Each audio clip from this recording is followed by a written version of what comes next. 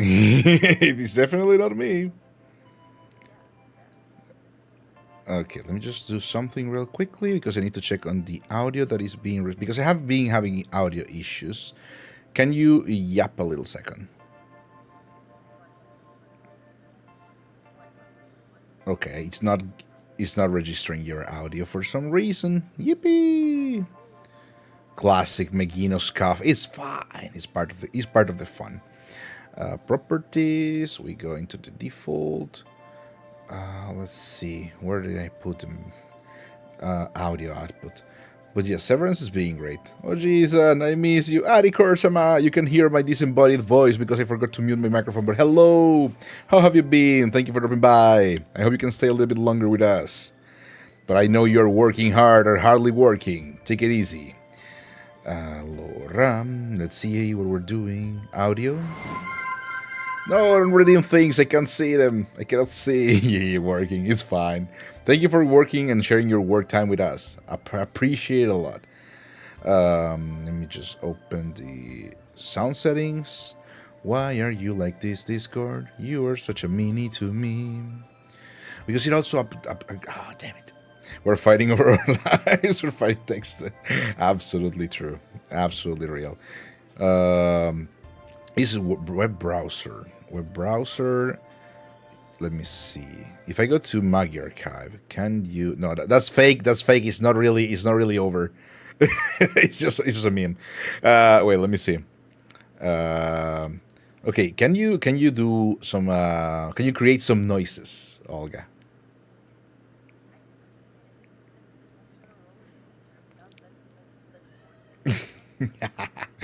It's still not working. No properties. Oh, because it's okay. It should work now. Let's see. Test test. Am I actually here? Yes, you're Are we here. finally back? Yippee!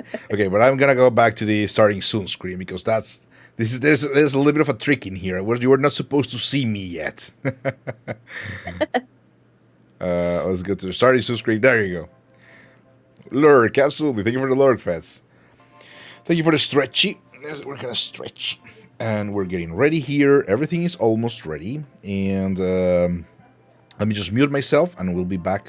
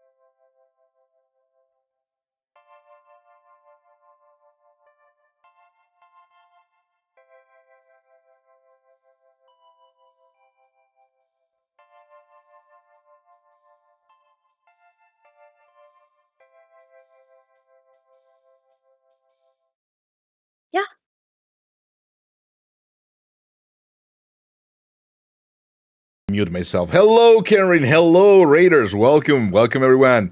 It is I, the Magister, Old Man Excelsior, and we're getting ready. We're about to actually come out of the starting soon screen towards the actual Magister's archive.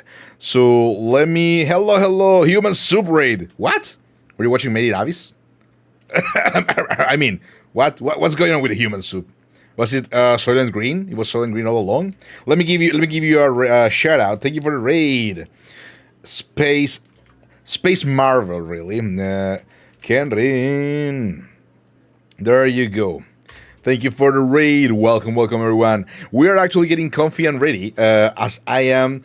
I will say cheating and debuting this little bit of a Megino upgrade. You can see I have a nose finally, and I can feel that you all are smelly. And hello, welcome Tupo, welcome Karen, welcome Starling, welcome everyone. Thank you for dropping by. If you have to ready and go, I know you had a fantastic time with Karen, but if you have to ready and go, don't worry, feel free to do so. If you want to remain with us a little bit, it's gonna be fun because we are ready. We are so ready. I give you a welcome to the People Observatorio as I, the Magnum Magus Megino, can finally lean in towards you and insult you for being good. We only accept bad people, evil people, mean people in here. But yes, let me just get closer to you, closer together, closer, as we are, sorry, that's a little bit too big. As we are getting ready, right? You're going to change our screens and you are going to start wondering, what is the Magister's Archive about? The Magister's Archive is, that's a good question. What the hell is the Magister's Archive about? We lived. Also, why is the human soup, what happened with the human soup? Why are you drinking human soup? I'm pretty sure it became illegal to drink human soup. But yes, 1, 2, 3, and we are really live here. Hello, everyone. This is the Magister's Archive. Kankuro is on top of me. That's very wrong. That's bad. Have to fix it. But it's fine. Everything goes wrong today. Oh, everything goes wrong every single day. I had a collab with Alpine yesterday, and I literally spent 1 hour and a half of our collab just kind of like fixing everything. But yes, it's fine. It is great. It is great. Welcome everyone to the Magister's Archive. We're going to have a wonderfully and cozy interview with Olga Okami, who is going to present herself right now. Hello. I'm trying to act like I'm not dying from anxiety because like I'm having voice calls with some unpredicted scenarios, maybe once in eternity. So yeah. Yeah, I'm having time. I'm having time. It's okay. It's okay. We can get into the things and the little deeds slowly and steadily. Human Soup because gore game that had it. Ooh. Understandable. Fair enough. However, do consider the fact that just Japanese horror game things, okay. I mean, yeah, it is kind of like a Japanese kind of thing, right? Getting into Human Soup, or I think there was an old movie where people stop feeling pain, and there's a scene from a person who eats their own hand. I don't remember who was the person, but whatever. We're not talking about horror here. I get scared. I will not sleep for 3 days because of that. So I got my coffee ready. We're close by the wing of the People Observatorio, who's getting remodeled slowly and steadily. As you can see, there's a lot of paraphernalia here from people who have dropped by, and we were talking about Severance. Has anyone in chat seen Severance? You don't spoil anything. Don't say anything. Just say yes or no, or I will murder you. Yeah, I'm only on my way. Please. Mercy, no spoilers. If you dare, I'm only in the middle of the season 2. If any of you dares, I will literally, cast ugly hair for 3 years, and you will always wake up with ugly hair, and you can never fix it. That's horrible. Horrible. That's horrible. Ultra mean. But yeah. This is actually even worse than just cursing someone and making their toilets to clog. Even more horrible, because that one you can fix at least. True. Ooh, actually, I have a question. It's the question I got asked by a random colleague at work a couple weeks ago. Would you rather have a room that is kind of like smelly, smells of or just a room, whatever room you can choose, what room in your house that is always a little bit smelly, just enough to bother you, but not. It doesn't go out of the room. It's just that room that is smelly. Or every time you get new socks, they get a big hole on the back. This forever.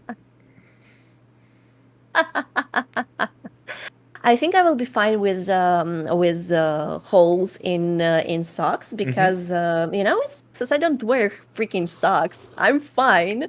I'm fine with anything that's not requires it. Fair, fair. Okay, so I'm that's not fine. I'm not in team. I'm not in team of socks with sandals. So like I'm good. I'm good. I actually do commit the crime of wearing socks with sandals. Really? Yeah, I have my Birkenstock, my trusty Birkenstock, and I always wear like thick socks with them. But when dust or sand gets into your sandals, it's so uncomfortable, and you have to remove it and everything. When you're barefoot, you just don't notice it. Yeah, but then it's different because then your foot gets sweaty, or you get or the dust dirts your foot, and that's I do not like that. I mean, you normally just clean it when you come home. Yeah, but what if you're not No, going home yet? Like, what if you're around for the rest of the day? just be a Chad and embrace your dirty feet. Huh?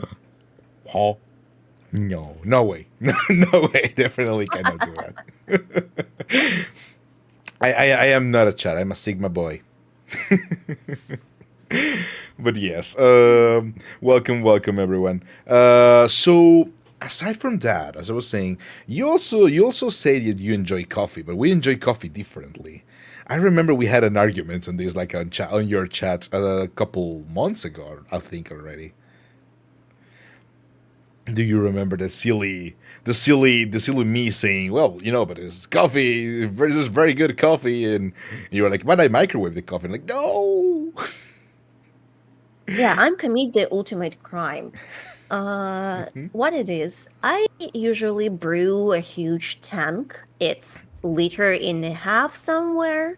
A huge tank Mhm. of filter coffee. Okay. And filter coffee, it's not even my biggest crime, but it have keep it warm function only for like 2 hours. Mm-hmm. Then I just forgetting to press the button, Mm-hmm. and at some point, it's getting really more easy and more Mm-hmm. convenient to just pour it in the cup and literally microwave it to make it warm again. Mm-hmm. So when it's the middle of the day, as right now, usually timer is went off. I already forgetting to press the button again. So to grab a fresh coffee, I would literally microwave my coffee. No. I mean, Yeah, I seriously. I would never Ah! forgive him for that.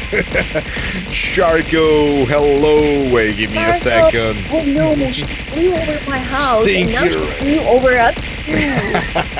Just over us too. The audacity. Stinky Fucking Sharko. raid. Magino, what's that smell? Stinky momomo. Welcome everyone. Hello Sharko. Welcome. It is I, the Magnum Magus Aurelian Menegino, old man Excelsior, now getting a concussion and probably dying. You stinky? Me stinky? Never. Nuh-uh. Yeah, No. and I was kind of badly damaged by warp storms that keep happening. So we're having only my Fugi for now, but I'm recording my 3D locally.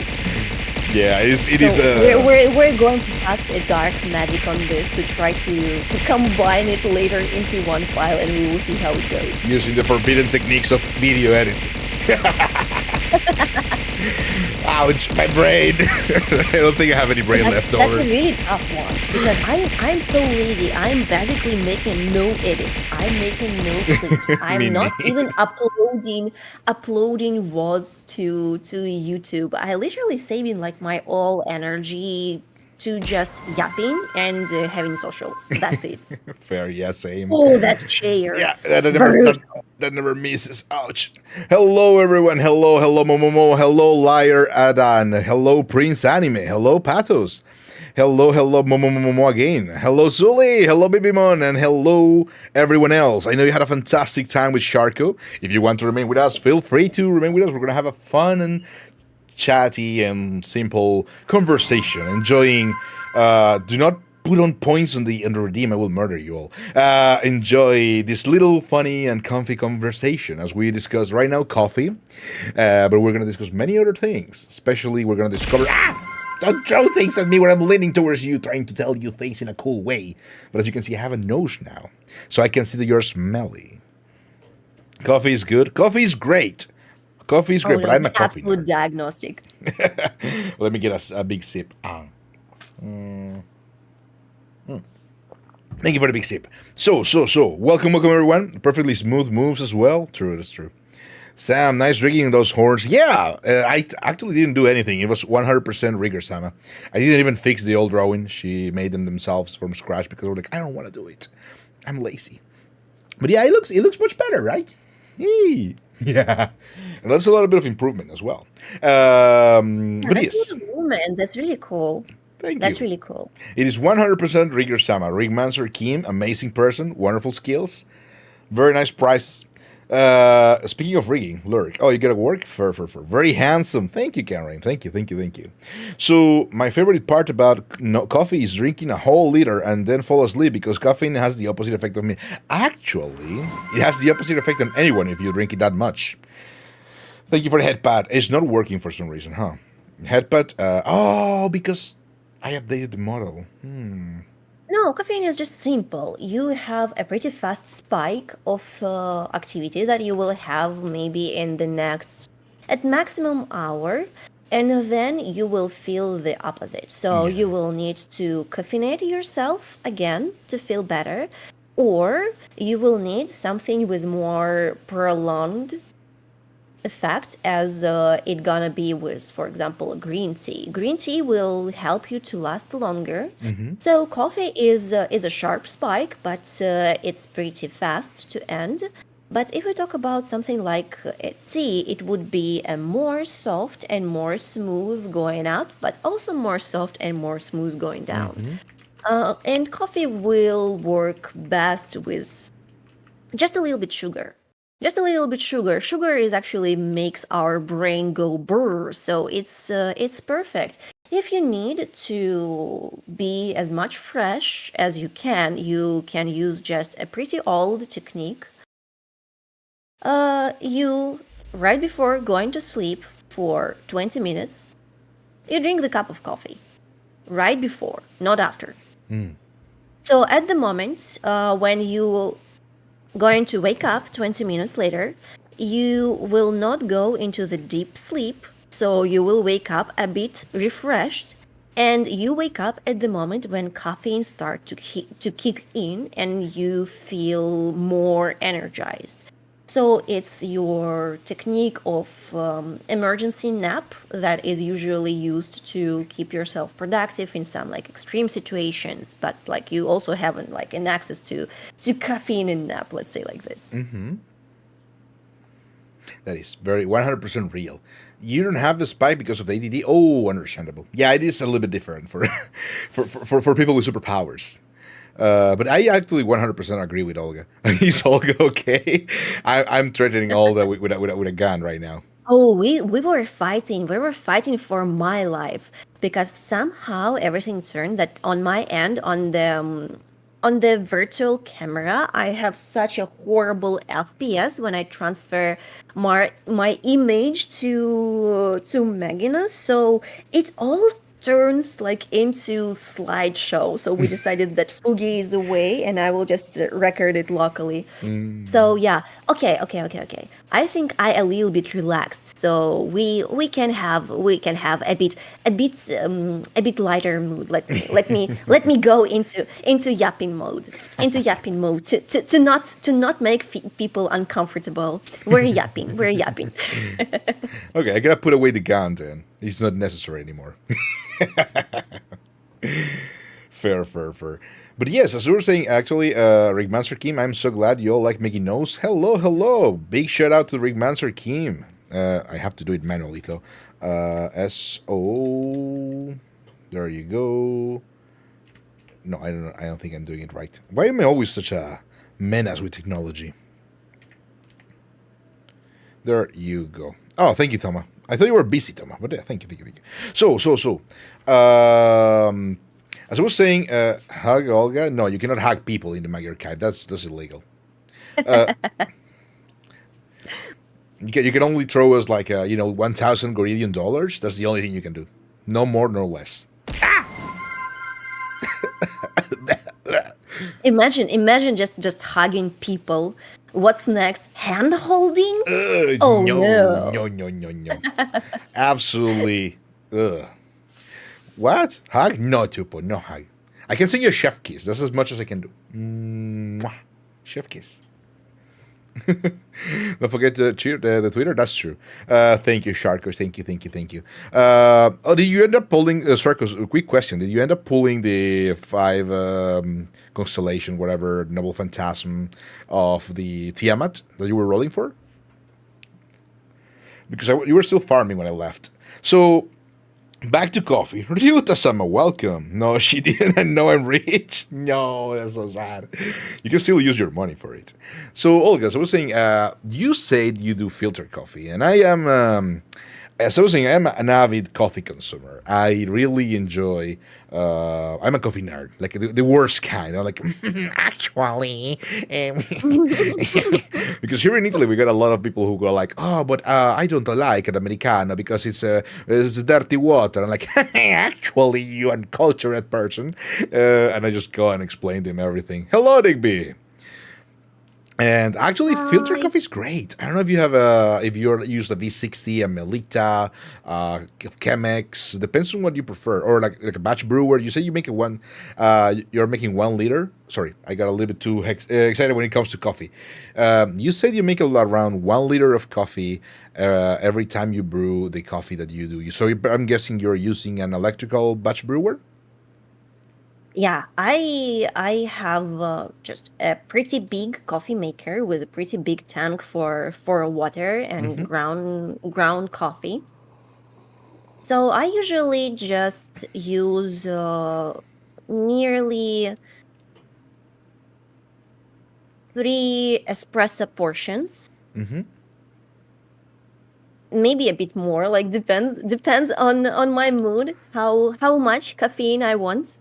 But I will be honest with you, it actually stopped working on me. It stopped working on me at all. So the biggest benefit that I get from coffee in the morning Mm-hmm. is the fact that the house smells amazing at this moment. You're making breakfast, it smells like fresh coffee. I think this is the main advantage of filter coffee as a thing. Somehow it smells way stronger than any coffee machine, and it smells really good. Mm-hmm. Like it tastes like a burnt water, absolutely, but it smells really awesome.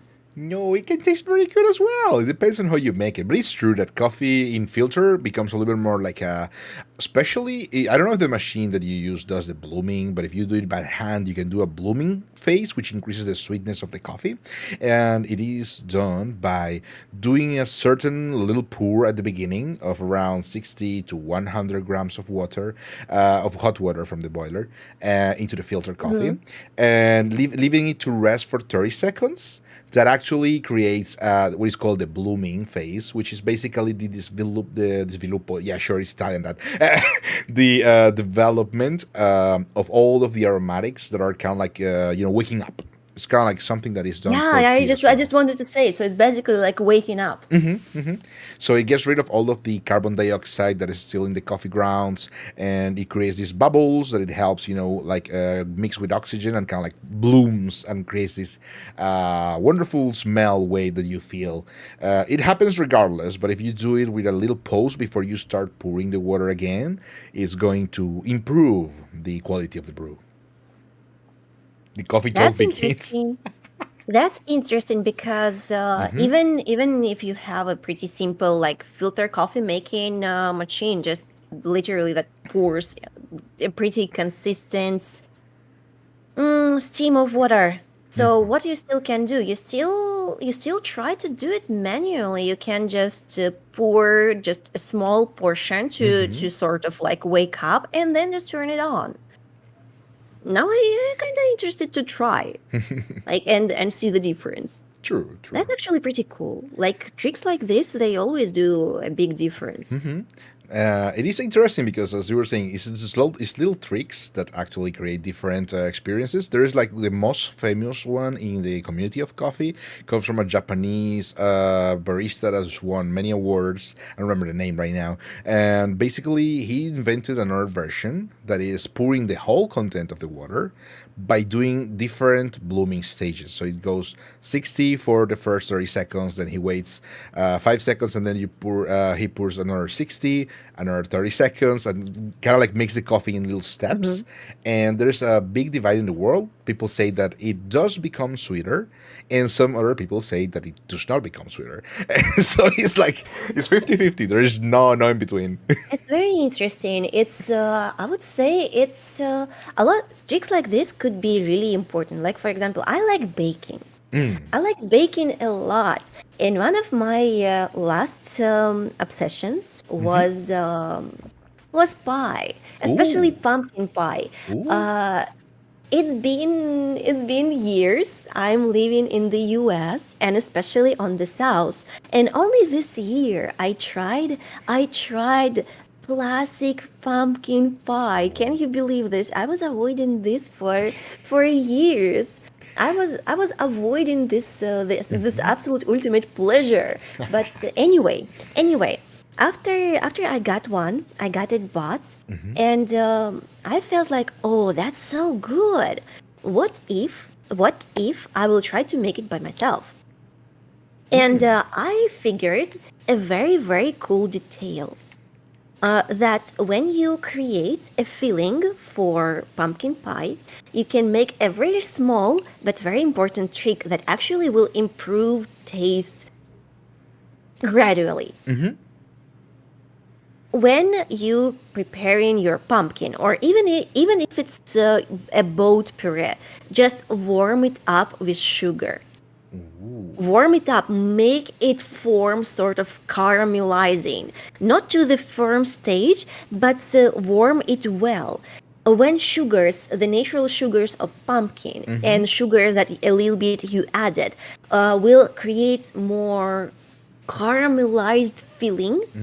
When you bake it, it would be more sweet. The aroma would be different and would be way better, especially if you do it with brown sugar. And yeah, the pumpkin spice is a classic. It's usually like nutmeg, ginger, and cinnamon.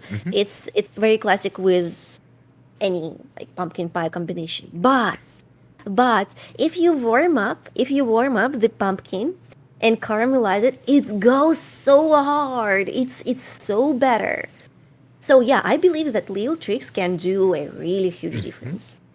True, true. Especially when they're kind of like very scientific, because what you were dropping right now, it's actually things I remember studying back then when I was kind of like a young, promising chef. This is kind of like a little thing I told everyone. When I was younger, I used to work as a chef, and I actually made it like on a decent league. I ended up working at a 5-star hotel for a while, and it was fun, but it was a little bit too hectic for me.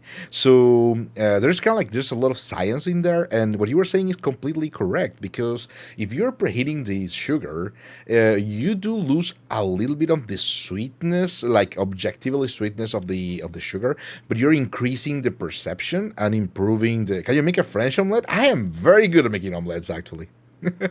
Oh, so I was not psyoping myself. It wasn't revealed to me in the dream. It was true. Yeah. It is true. Kitty's on stream. Hello, Fufi. Hello. How are you doing? Kitty's on chat as well. Hello, hello, everyone. Can you make a French omelette, BB1? Yes. Can you, BB1? Can you make a French omelette? That is a question. But yeah, back to the thing. The actual kind of like going before the caramel, what you said is actually also the right way to do it, because if you go into the caramel, into the tanning part where the caramel becomes a little bit more brown, that is when you start losing sugars.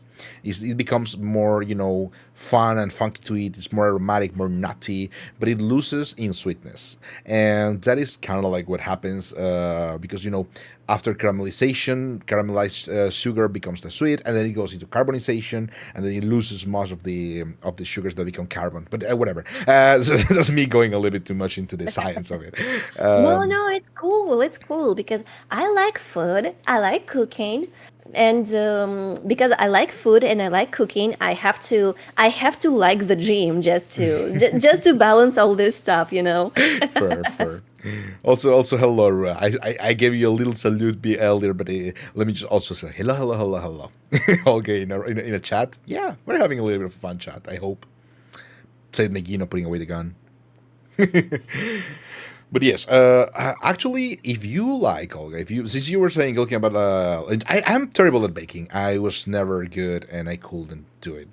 I don't know. It's just not for me. I used to be very good with meat and veggies, but there's a book that I could recommend you that it's very cool. In English, it's easy to follow. It's very interesting. It's called On Food and Cooking, and it has a recollection of some scientific data from things that we do for cooking or what happens during certain cooking techniques, Oh, that's interesting. and also the little kind of like very fun facts of history of what that came to be or how did it come to be.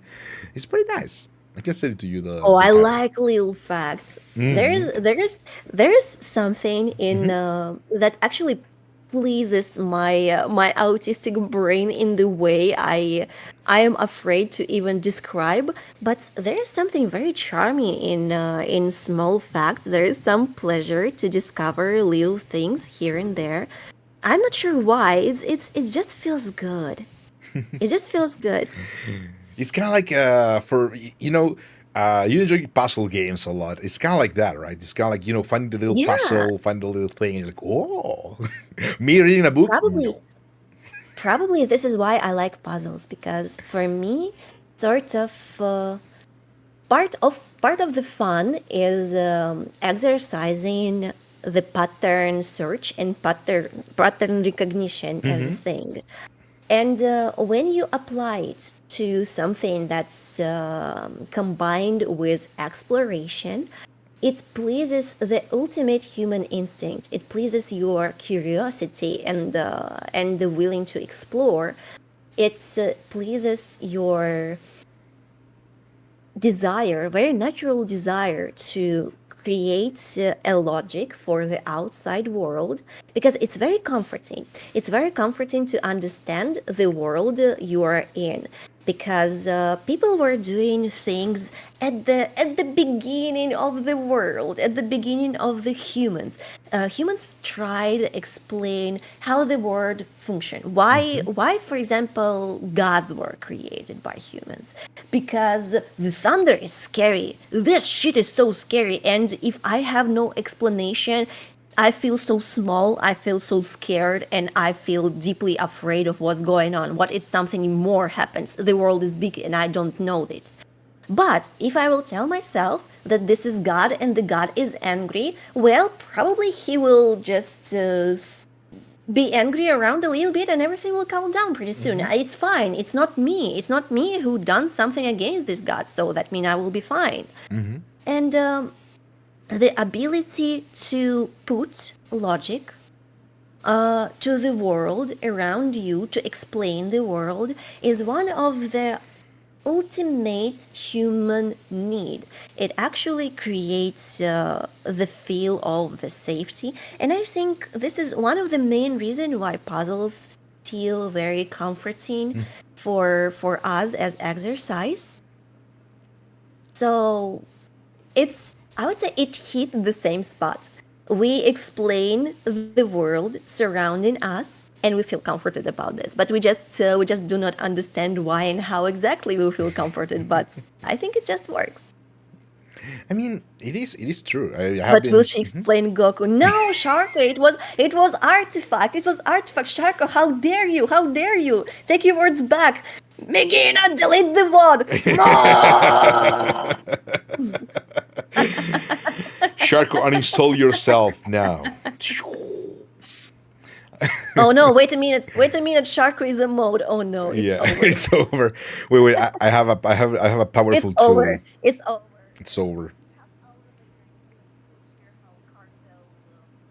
The word. True. Hello, Zanny. Welcome. Thank you for the raid. No, it was a joke. It's fine. Hello, Raiders. Hello. Thank you. Yeah. Thank you Welcome, for the shout out to Raiders. Zani. Hello, Tharpity. Hello, Zani. Absolute European psycho crime? What? Why are you doing? Why are you doing crimes here? Don't do crimes. I mean, You know, the best I can offer as a countermeasure is, you know, I'm a simple lady. Fair. It will be so key, you know. Don't commit crimes. I am committing crimes here. I am the crime. I'm the crime person. We played Psycho Patrol, a game about European psycho crimes. Okay, this is pretty cool. Don't throw chairs at me. Grab a chair and get comfy. I like how this chair just flies so slow and so smoothly. There's something in this. Yeah, there's a fun thing that the reason why I usually because there's also there's also cast a gun, and the gun has a 50% chance of missing, but the chair has a 100% chance of actually hitting. Because it's a chair. Oh, the gambling. The Exactly. gambling. We gamble here. See?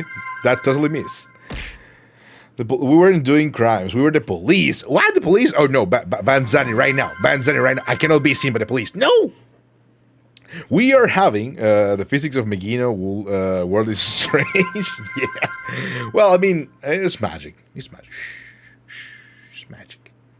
Okay, once again, for those of you who just came back, who just arrived, this is the Magister Archive. I know you had a fantastic time with Zani, so if you are tired and you have to go, feel free to do so. But if you want to remain with us, we are having a wonderful chat with Olga. We're discovering more about the mysteries of the world and coffee. And also we're going to discover some...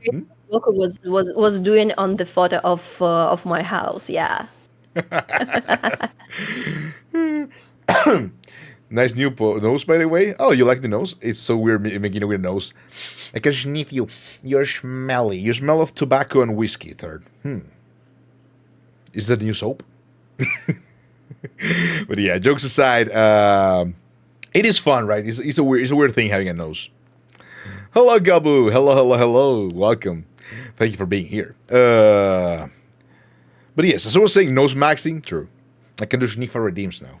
But I don't smoke. That's fine. It's the soap. It's the soap. But no, as I was saying, we're here. The Magister Kai. We're interviewing Olga, and we're gonna, go through a little bit of a conversation, a little bit of Satsu. Then we'll also kind of go a little bit more into the questions at hand as well, which I always forget to do, and we're gonna rush them by the end because it always happens. But, yeah. I guess a PNG. What do you want? Normal. What do you want to touch? Let me just do this real quickly. If you want to introduce yourself, Olga, well, I kind of like... Why do I have to attach Goku to myself, Sharko? What's going on here? Sharko still sending proofs. Oh, no, proofs. What proofs? I have seen nothing. Hey, it's me. Anyway. But anyway, yeah. Yes. Like I'm also a VTuber. I started broadcasting just because I felt too shy to socialize with my current level of language, and I decided, well, at least model will cover my bright red face. So it was a perfect combination that allowed me to relax and just start talking. And honestly, I was pretty afraid when I was starting, but people I've met were like super supportive, super kind, super super understanding, and it helped me a lot because this is exactly the reason I had improvements, or for example why I'm capable of yapping with you. And you heard me an hour ago in your DMs nearly having a panic attack, and like now I'm calmed down. Everything started, and having the process we're just having the process. So it's it's still pretty it's still a thing I feel pretty unconfident with, because I have a very specific, I'm not sure, is it actually like a medical condition, but it happens even in my with my native language. When I hear someone talking, especially on the phone, because phone probably have the shittiest sound, uh, I will hear all sounds, but my brain would not assemble it into the word. Like, I hear it clearly, my ears are fine, but my brain just do not combine it. I hear only and I cannot say anything. Like what this person is talking. And when I was just starting, the main reason why I was so weak and I was so uh, probably detached from collabing and thing like this, just this thing, how hard to me were listen and understand. Like, I not even understand because I do not know words. I know, but this thing were creating a huge obstacle to me. I needed to overcome. And you know what? Watching other people actually helped a lot, because you listen to different voices with different tone, with different pace, with different range of emotions, with different range of being from silent to loud. And it helped your audio perception to become more variable, to become more flexible. And I think it became a great exercise. So honestly, yes, absolutely, it's like training, because if you don't have things you listen to, especially if you learn a language, your audio perception just won't allow you to communicate. Not because you don't know language, you know it in theory, but your brain would not decipher it from sound to meaning. That's such a funny phase. So Twitch somehow became to me a great platform to communicate with people, to not feel embarrassed, to not feel shy. Mm, of course, like sometimes weird things were happening, but it was so rare. It was like historically rare. Like 99% of people you actually encounter, you actually discover, would be absolutely great. And yeah, like accent as a thing have a tendency to filter some people. It's natural, it's normal, it's not there's something you can do with this. It's the simple question of the taste, of the preferences, of the preferring one or another thing. That's normal. You can't be liked by everyone. That's just impossible. But people who discover you and they stick around, they stuck with you, and that's so cool. That's so cool because exactly because of this, you like I already have like a small but still like a Discord server, and it's so cool. Like it's everyday chatting. It's a community building. Like I was probably in absolute zero belief that I am as a person would be able to build even a small community. You know, I think my main fear was the fact that I have a diabolically low social battery. So it's my second limiter. Actually, very, very low social battery. To the extent when some days I just do not check messages even from my family. Even from my family, I'm just check it in the meaning that everything is okay, and there is nothing urgent.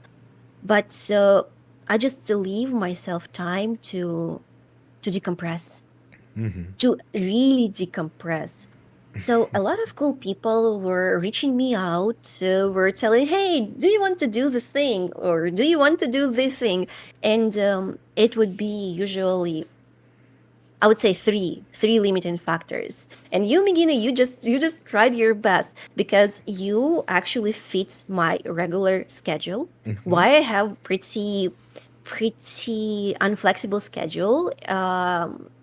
TLDR, like long story short, having a very strict schedule to me is important because I have a tendency to be depressed. So to maintain my hacking body and my hacking mind, I need I need a schedule because it allow me to do things without thinking what I'm going to do, what I should do, without just wasting time on choices. Because when you are getting depressed, making choices is a thing that actually makes you feel more tired. Believe me or no, but that work, like that is even choosing like what I'm going to eat feels like you're doing something hard. True. Choosing what you're going to do feels complicated. So that's why I have a pretty strict schedule. I have days and times for things. Like my days for streaming are Monday, Wednesday, Friday. My days for gym is Tuesday, Thursday, and depends on how do I feel. It would be Sunday or Saturday.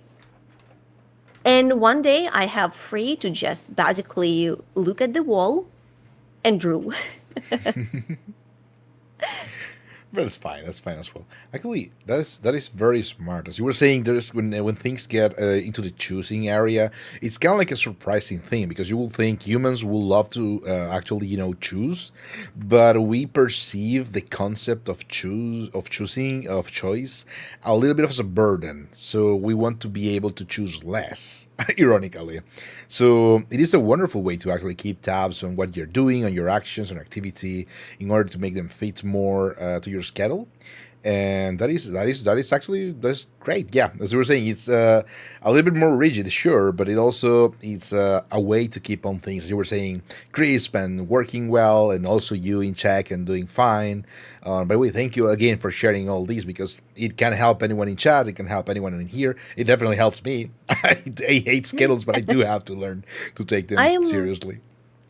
I am a big construction worker in the meaning of my own mental health because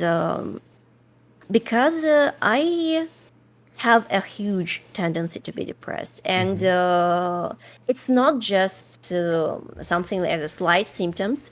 It was to the extent when it was a new year, and I was celebrating it with my family, mom, dad, my siblings, their kids, you know the nice, very nice family gathering. And I was just went to sleep half hour after midnight. And all the time that I spent the evening, I probably were just very slow, almost physically. It was impossible to me to do something. I There was a lot of good food, there was a lot of good thing, there was a lot of good talk, but I was just incapable of doing like anything. And it was the moment when I realized that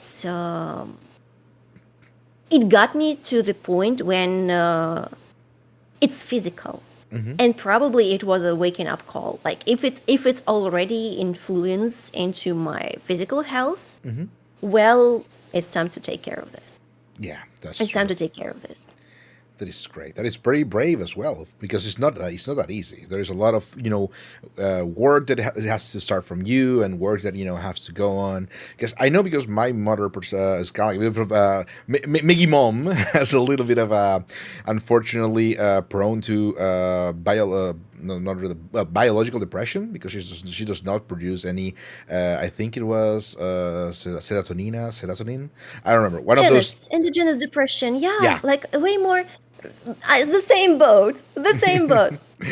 and apparently it is also something that can be passed down to generations, which explains a lot about Megino. But it's slowly and slowly. It's a process, as you were saying. Things Nina, happen. do in that situation you have main tools that can help you. First of all, a lot of people have problem with their mental health. They realize it or not, but they have it because of their guts. And no, not moral guts, physical. Yeah. Physical.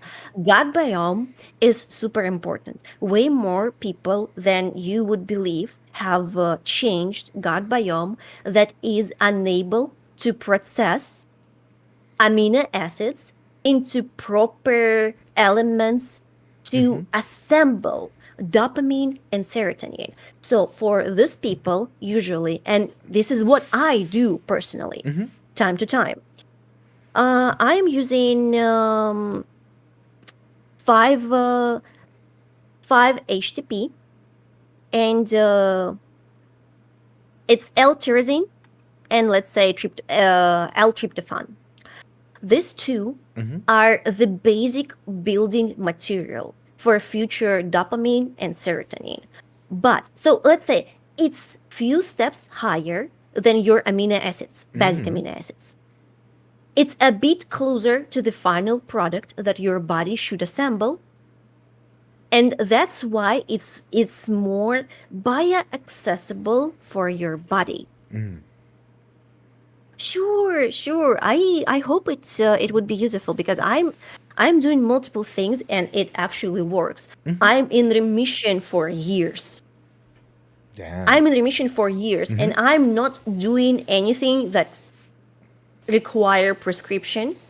I'm not doing anything that require any medical attention. Only pretty natural thing as amino acids, fish oil. I will get used to this. Sometimes when I feel that shit hit the fan very, very strong, I am adding ice plunges. Okay. Yeah. So okay, let me go back to the supplementation. Absolutely. The second thing that is being noticed in depressed people by a lot of researchers is a tendency to have inflammation, especially neural inflammation. And put attention to the thing around us. We have a lot of food that actually cause inflammation. And statistically, it was noticed that the best diet for depressed people is nearly about Mediterranean diet. And, researchers started digging, and they figured out that balance of omega-3 and omega-6, and especially 9, is super changed for depressed people. So, high EPA omega-3 is a thing that usually being taken artificially help you to improve this balance, because I don't see people who every day have a good fatty fish. I don't see people who every day have a good piece of liver, like the main sources, right, of this. Yeah. So fish oil is a simple thing, is a very natural thing that you can add to your supplementation, but it's actually do you a good thing, let's say, a really good thing. Taking high dosage of omega-369 actually help a lot. I am taking just omega-3. 369 is actually sort of proven to be like not really doing a big change. because the first thing, if you talk about the protocol for mental health, you mostly need high EPA and you need omega 3. Omega 6 and omega 9, you usually get it really a lot even from the standard diet. The thing that you actually lack is often just omega 3, and usually it's EPA that actually make this difference. Another thing that I also do, and I notice a good thing, and there's good data, there's good research. So thing I'm talking about, you can check PubMed, you can check any other medical researches, and you would see that it's pretty research, and there's like a good data availability of this. The another thing is a creatine. True. Creatine is also part that's would be closer to like amino acids than anything else. But creatine also do one thing. Creatine is sort of allow your muscles to have more liquid, to have more liquid in this. So you isn't that for workouts? Exactly. It's also for workouts. But it was noticed to have improvement, even for mental health. So I was like, hey, two in one, two in one. I'm taking it. You get to I'm taking bulk it. up. And it's absolutely make a huge difference for me, especially it's about when it's about time when I work on improvement of my strength, when you need your heavy reps. And the second part is I noticed that it's really good for you when you're trying to stretch because your muscles, your tissue would be more full of liquid and more flexible. I'm a very unflexible person naturally, so stretching for me is like a torture. Honestly, it's very unnatural for me. It's very like torturing experience for me. But it is what it is. Like I'm doing it time to time because yeah, like you just have to. You just have to. True. And the last thing that I keep pretty close is just simple like vitamin D. True. Just remember to not overtake it because high doses always do not exceed any amount that's specified Or the on medication itself. supplements. So because yeah, for example, calcification of your vascular system is not a good thing. Is not a good thing. It's terrible. Don't take too much vitamin D. Actually, there has been described a medical case when person died from overtaking vitamin D. Man was taking vitamin D over a year in a very high dose. I don't remember the particular one, but it was like maybe like X10. Damn. Yes. And it caused the calcification inside his vascular system. And yeah, like it's not like you can live with this. No. So it's serious. It's serious. Because I sometimes see people, especially when people discuss things on different platforms that allow discussion, and you just see people telling, "Oh, I will just take two." Why are you doing this? Yeah. This magical thinking that if I will take two pills, it will work better and faster. It's something that actually it's something that horrifies me. Deeply horrifies me that people do that. It's horrible, yeah. If you take too much B2, your P neon yellow. If you take too much overall B, it's gonna be a neon green. Been there, done that. I was gonna ask, do you know that because you have tried? But yeah, what if I want that? It's just neon yellow. Vitamin D is not the worst thing to mega dose because it's fully would be would be removed from your body by your kidneys, but still, honestly, I'm avoiding The strain. multivitamins that have too much vitamin D. Mm-hmm. I Mm-hmm. don't know. I just don't think that this is necessary. No. Some people do this as some extreme measures, but we have a lot of vitamin D in even standard diet. We have a lot of things that would be enriched in flour and in other food. Mm-hmm. Like why? Like we usually don't need it. The thing that people would surprisingly lack is usually vitamin D or vitamin A. True.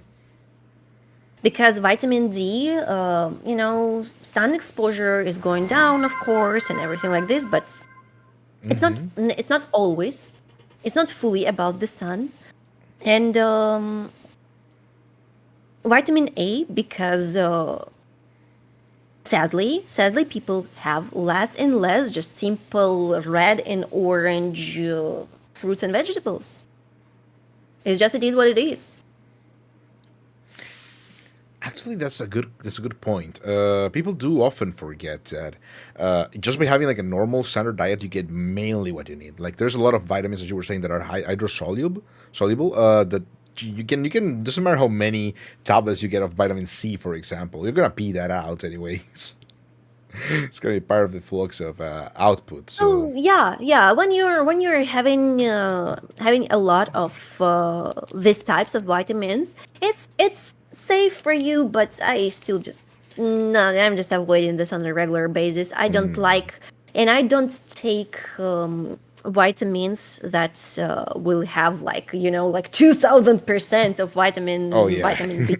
I was like, why the hell you're doing this? you don't need that much. It could be problematic. You could make super Super bright super yellows. bright yellow slow. Oh yeah, that should surely would work. Okay, we have 1 minute before the first ad break. It's gonna take us always 5 minutes. There's a little bit of a throat care and break. But we are gonna go back into this very interesting conversation, which is Yeah, also. and I would yap through such other instruments as cold plunges and exercising, because it's also the part of the routine, is also the part like why I am having like a tight schedule. And the last one would be screens and screens exposure. It's true. That is also a big issue. Screen exposure is, I would say, number one problem that we're having. Everyone is facing as human. Absolutely. Yeah, as humans in the world. Complex. I don't want to hear it. La la la la la la. It's fine. I also doom scroll a lot on TikTok. No. Okay, let Yep. me bandage this wound a little bit and tell Okay. to you that the perfect time in your day for screens and for scrolling news and things like this is the morning, because it's your natural peak of cortisol. You need blue light to wake your brain. So just blast these screens over all of your retina. It's going to help you actually to wake up. Got a Ludovico technique that those TikToks in your brain. Whoa. 4 a.m. is technically morning. Yeah, sure. I agree. But it is true. Okay, I got a snooze. So we have 5 minutes more. So it is true. This is man. Imagine looking at screens all the time. Yeah, could it be us? Could it be us? But it's, again, I would say if you're having a healthy, like not necessarily like healthy as in eating like okay, healthy as in well distributed amount of nutritional sources, kind of like different sources of veggies, not the same thing, not just broccoli, different sources of protein, not just meat, but also like legumes. If you have like a balanced diet during the week, I would say there is no need to go, as Olga was saying, with the extra 3 gorillion% concentrated of vitamins, because even though, as I was saying, you are going to pee that out. That was me joking on a thing that is real. But the problem is you're going to still have to filter that with your kidneys, and that is not very nice if you become old like Exactly, me. exactly. Exactly. That's why I usually like always trying to tell the thing that please, like, do not exceed amounts, and just do not take multivitamins that have like a diabolical mega dosing. Because like, for example, I wouldn't say like I eat 100% clean, because like, of course, my inner raccoon craves sometimes some sweets or something like this. That's normal. Like, you're a human being. Sometimes you need your trash. You need it. And it's okay. You should not feel guilty over this. If you have like 80% clean and like 20% for fun, that's good. That's absolutely great, because you have a good, healthy basics. And yeah, just have time to time your treat. That's going to be good. True, true. It doesn't have to be like the most, as you were saying. You don't have to be kind of like completely forget about things, especially because people forget that the organism does not work in a way that it doesn't, like if you eat one pizza during the week, it's not gonna become like instant fat or instant bad nutrition. It is if you eat one Exactly. pizza every single night or like two pizzas every single night, that's when it becomes I a would problem. say I would say even having cheat days Mm-hmm. is essential to keep your sanity good, True. because you will just start to feel restricted, to feel depressed just because of limitations and things like this. So no, just go and have your fun. Your the only goal for your cheat day is having fun, and do not exceed your calorie intake that you're planning. That's it. That's it. So go and do what you like. That's normal. That's Yeah, exactly what you should do. it's true. I had McDonald's for the first time in ages today. Their chicken is actually savage. Sorry, Mr. Chef and healthy lady. Okay, to be fair, I don't really, like super. How do you say it? I don't really go against things like that. It's fine. I do have myself some chicken nuggets from time to time. I do make them myself sometimes, but I'm lazy. Sometimes I just want, quick food and I just order with Deliveroo some chicken nuggets. It takes like 15 minutes to get to my home. It was crazy. Yeah, I'm also not a huge bigot against any fast food. The only thing that I would say that if all other food that you consume, like if 80% of it are good, healthy, and not pro-inflammatory, you're fine. Yeah. You're fine. You're only in trouble when your main diet contain the only pro-inflammatory food, and then yeah, you would notice that you are bloated. You would notice that your gut biome would be changed. You have the digestive problems. Your joints will start behave more nasty, and a lot of things that would be combined with low grade inflammation. What kind of food is pro-inflammatory? The most of it would be connected to high and fast sugars. The most diabolical thing, especially like for United States, is high fructose corn syrup. Oh, yeah, that's terrible.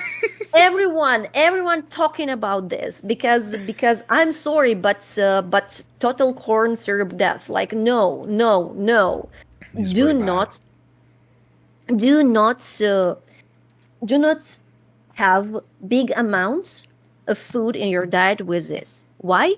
By itself, it's not like it's a pure poison, but all simple and affordable food contain it. It creates the situation when your sugar blood would be out of control, just because it constantly goes up and it constantly goes down. You will feel all the time hungry for more junk food, and your sensitivity to insulin sensitivity would change over time. Not like 100%, but the chance would be higher. True. Like, it's still a gambling, but do you want to gamble with your body? I don't think so. I don't think so. Like, maybe you have a spare one. Maybe I'm just we're in the cyberpunk and I just don't know it yet. But Here's the thing.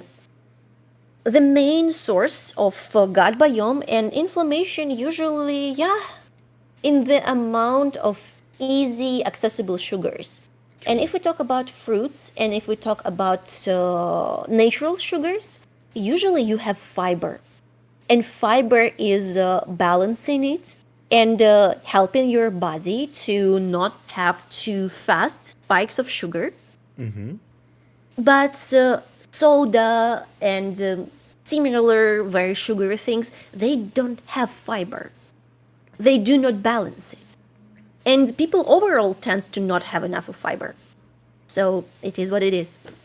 So better just avoid. Better just avoid food that have too many easy available sugars. Yeah, it's kind of like the concept when you have, for example, an apple has enough fiber for you to have like a healthy, a couple apples a day have a healthy amount of fiber for your gut.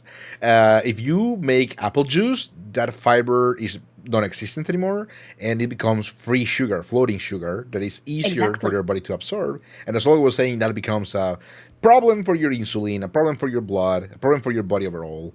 Like it's okay to have a little bit of sugar. It's not a sin Exactly. to have sugar, but free sugar can be problematic if it's too easily available.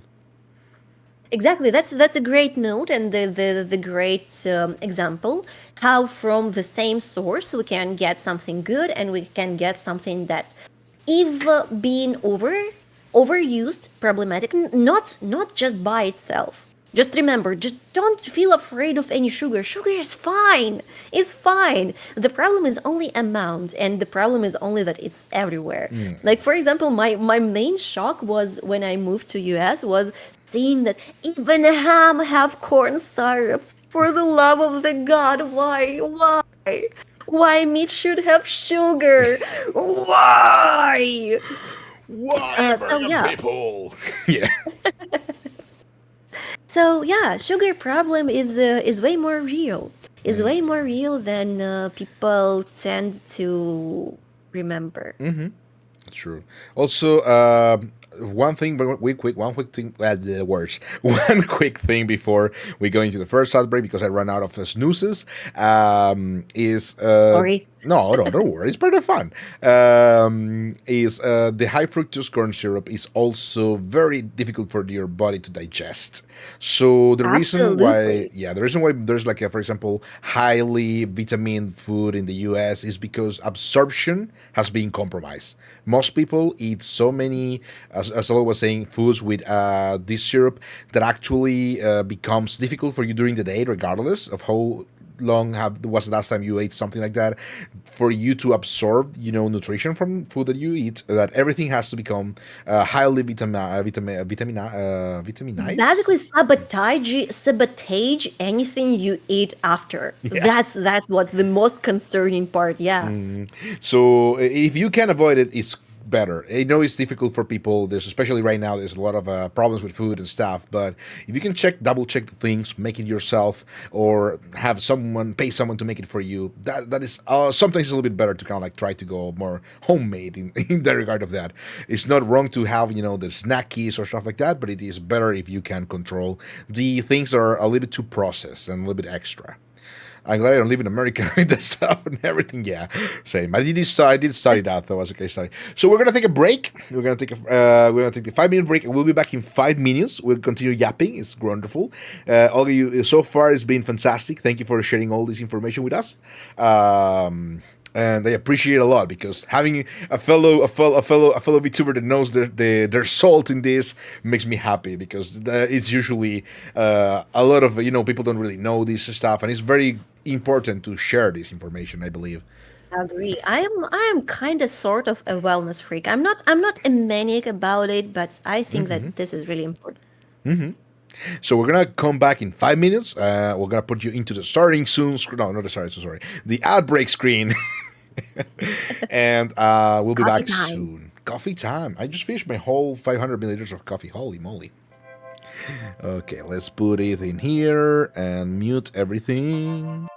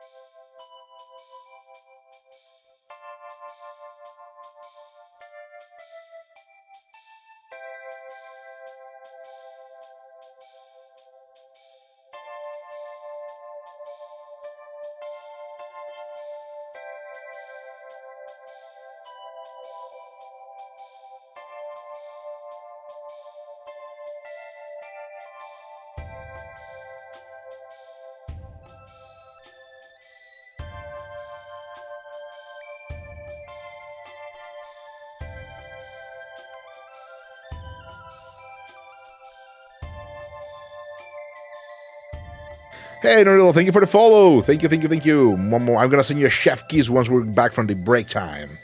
And also, yeah, we're winning. We're winning. We're winning against bad food and bad habits. How about that? I'm gonna mute myself back and I'm gonna get some more coffee.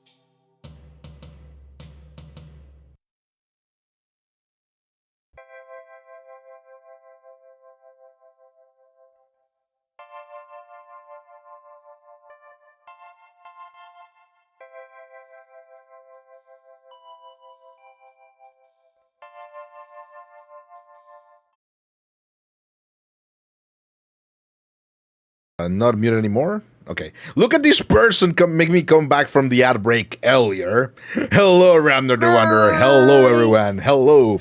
It is us, me, the Magnum Magus Aurelio Menegino, and here, Olga, present yourself. Hi. Come on, come on.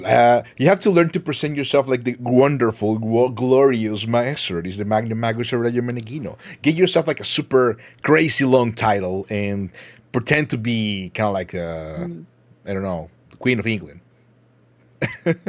I'm VTuber and I'm lazy. People actually write in my lore. I think it's pretty much present in me as a personality. Fair. I mean, it is great. That is also great. I have arrived. I could not bring love to all girls or Menegino. Oh, I could not resist. Okay, fair, fair, fair. Welcome, welcome, Rowney. Thank you for the raid. What were you doing? What were you up to? Hello, Raiders. Hello, indeed. Kim Cook? That's true. What are the Nose of the Shadows? Oh, you haven't seen it, Fats? Yeah, I can also lean in now. Hello. Kim being fixing a little bit of the lazy slop that I did. When I drew this model, my drawing skill was a little bit on the rusty side, so I skipped a lot of things. But Kim being fixing them slowly and steadily because I'm still lazy. After 3,000 years, McGinnis is still lazy as heck. Just yapping about dumb stuff? Yeah. What? Crazy. Based. We're doing it all the time. Exactly. If you want to chat about, you can write down in the chat everything about food. We're talking about food and coffee right now, but we also have questions that we eventually will cover. Sure, don't lean too close, or I will turn you into a fumo. Don't transform me into a fumo because it may not be working. Right now, things are a little bit complex because I upgraded the model. But apparently the toggles are kind of like all over the place. So Pet Pat and Fumo may not be working. I'll be caffeinated on Friday. True. Wait, what? So yes. So yeah, like we stopped at the moment when we were talking about inflammation. Yes. Inflammation as a thing that have a tendency to influence on the mental health. We sort of pointed on a few main mechanics that you can put your attention to, how to improve your well-being. One of the first is gut biome theory, and taking supplements that would increase bioaccessibility of amino acids that allows you to build serotonin and dopamine. The second theory that have also a pretty good amount of research on this is neuroinflammation theory. Our generation is one of the most inflamed, and this actually tells you something. This is pretty interesting fact. And how to avoid inflammation? Mostly it's having enough high EPA omega-3 and funny enough, exercising. Because exercising as a thing makes your muscles go inflame, but go inflame in a good meaning. So it's sort of stretch your inflammatory response to a good things. And avoiding high inflammatory foods in general. So in the combination of things, you get a better body and a better mind. True. I think it's good. I think it's worth it. It is actually life changing, I will say, because you can feel. I'm pretty sure everyone is familiar with this kind of like this dude that went through Soul McDonald's diet for a year or something like that. But Ollie was saying something very very important earlier, which is your gut bacteria is not being 100% proven, but it's pretty much real. That you can notice it. It's kind of like on that level of it's not proven just because we don't have the science to prove it, but it is real. Basically, your gut bacteria influences your mood a lot. It dictates how you feel. It helps you, and which is also kind of like when people say follow your gut. It's also kind of like not exactly wrong. I would say. Sorry for oh no, go on. disrupting you. I would say the statistic data that would tell you a lot is the amount of IBS on the West, and IBS how many cases per capita you would see in places with overall better diet. No, it's true. It's true. That's what I mean. Like, there's a lot of like data that actually goes through, and it's pretty much self-explanatory. Which is where I like to say, like, it's kind of like it's not proven just because you have the decisive data, but it's literally there. You can see it. Like, well, man, there's a lot of the things that are being studied through in food science and a lot as well in medicine that you can tell is it's there. The answer is there, but it's due to bureau and how things work. You can just say that it works because they have to to go through a lot of steps of validation and retrying the experiments as well, and it's very difficult with people. But it is basically, as you were saying, I 100% subscribe to the idea. I think it's legit, and you can actually perceive it yourself on your own feelings. If you eat healthier or balanced, you're gonna feel much better. You're actually gonna feel your body is gonna be more fit to yourself. You're gonna feel like more in tune. That's the word. And your mood also works much better when you get more mood swings or difficult. I would say difficulty to Absolutely. express yourself as well by having this constant irritation, constant bad feeling in the of the gut bacteria. And there's actually sometimes you may actually notice. I don't know if it had happened to you before, Olga, but there's sometimes when you maybe have like a bad week of eating things that are not completely balanced or stuff like that, or like a lot of trash food, not necessarily fast food, but like really bad food. You get a lot of that kind of like moody feeling, or sometimes you also feel like you need to eat something healthier. That you actually your body goes like, I could really go for like steamed broccolis and some rice, and it is kind of like a self-regulatory situation. It's pretty interesting how it works. So the bacteria in your gut can actually influence a lot of your life. And another thing that I can say safely as a lactose intolerant myself, unfortunate, even with Bro. listen. If I have to die, it's gonna be by cheese. It's fine. I don't care. Uh, There you is. know, happily, I'm on the such interesting spot. When I actually have not a lactose intolerance, all I have is basically a skill issue because I pour at digestion only simple milk protein. So I am cool with absolutely every fermented dairy. It would be kefir, yogurt, cheese, anything. Plus, I can eat pretty much safely ice cream. I don't know how and why, but ice cream is actually not make me explode. That's wonderful. But fresh milk, butter, and cream would probably make me suffer. So I'm in that interesting condition. And I have the example of my father.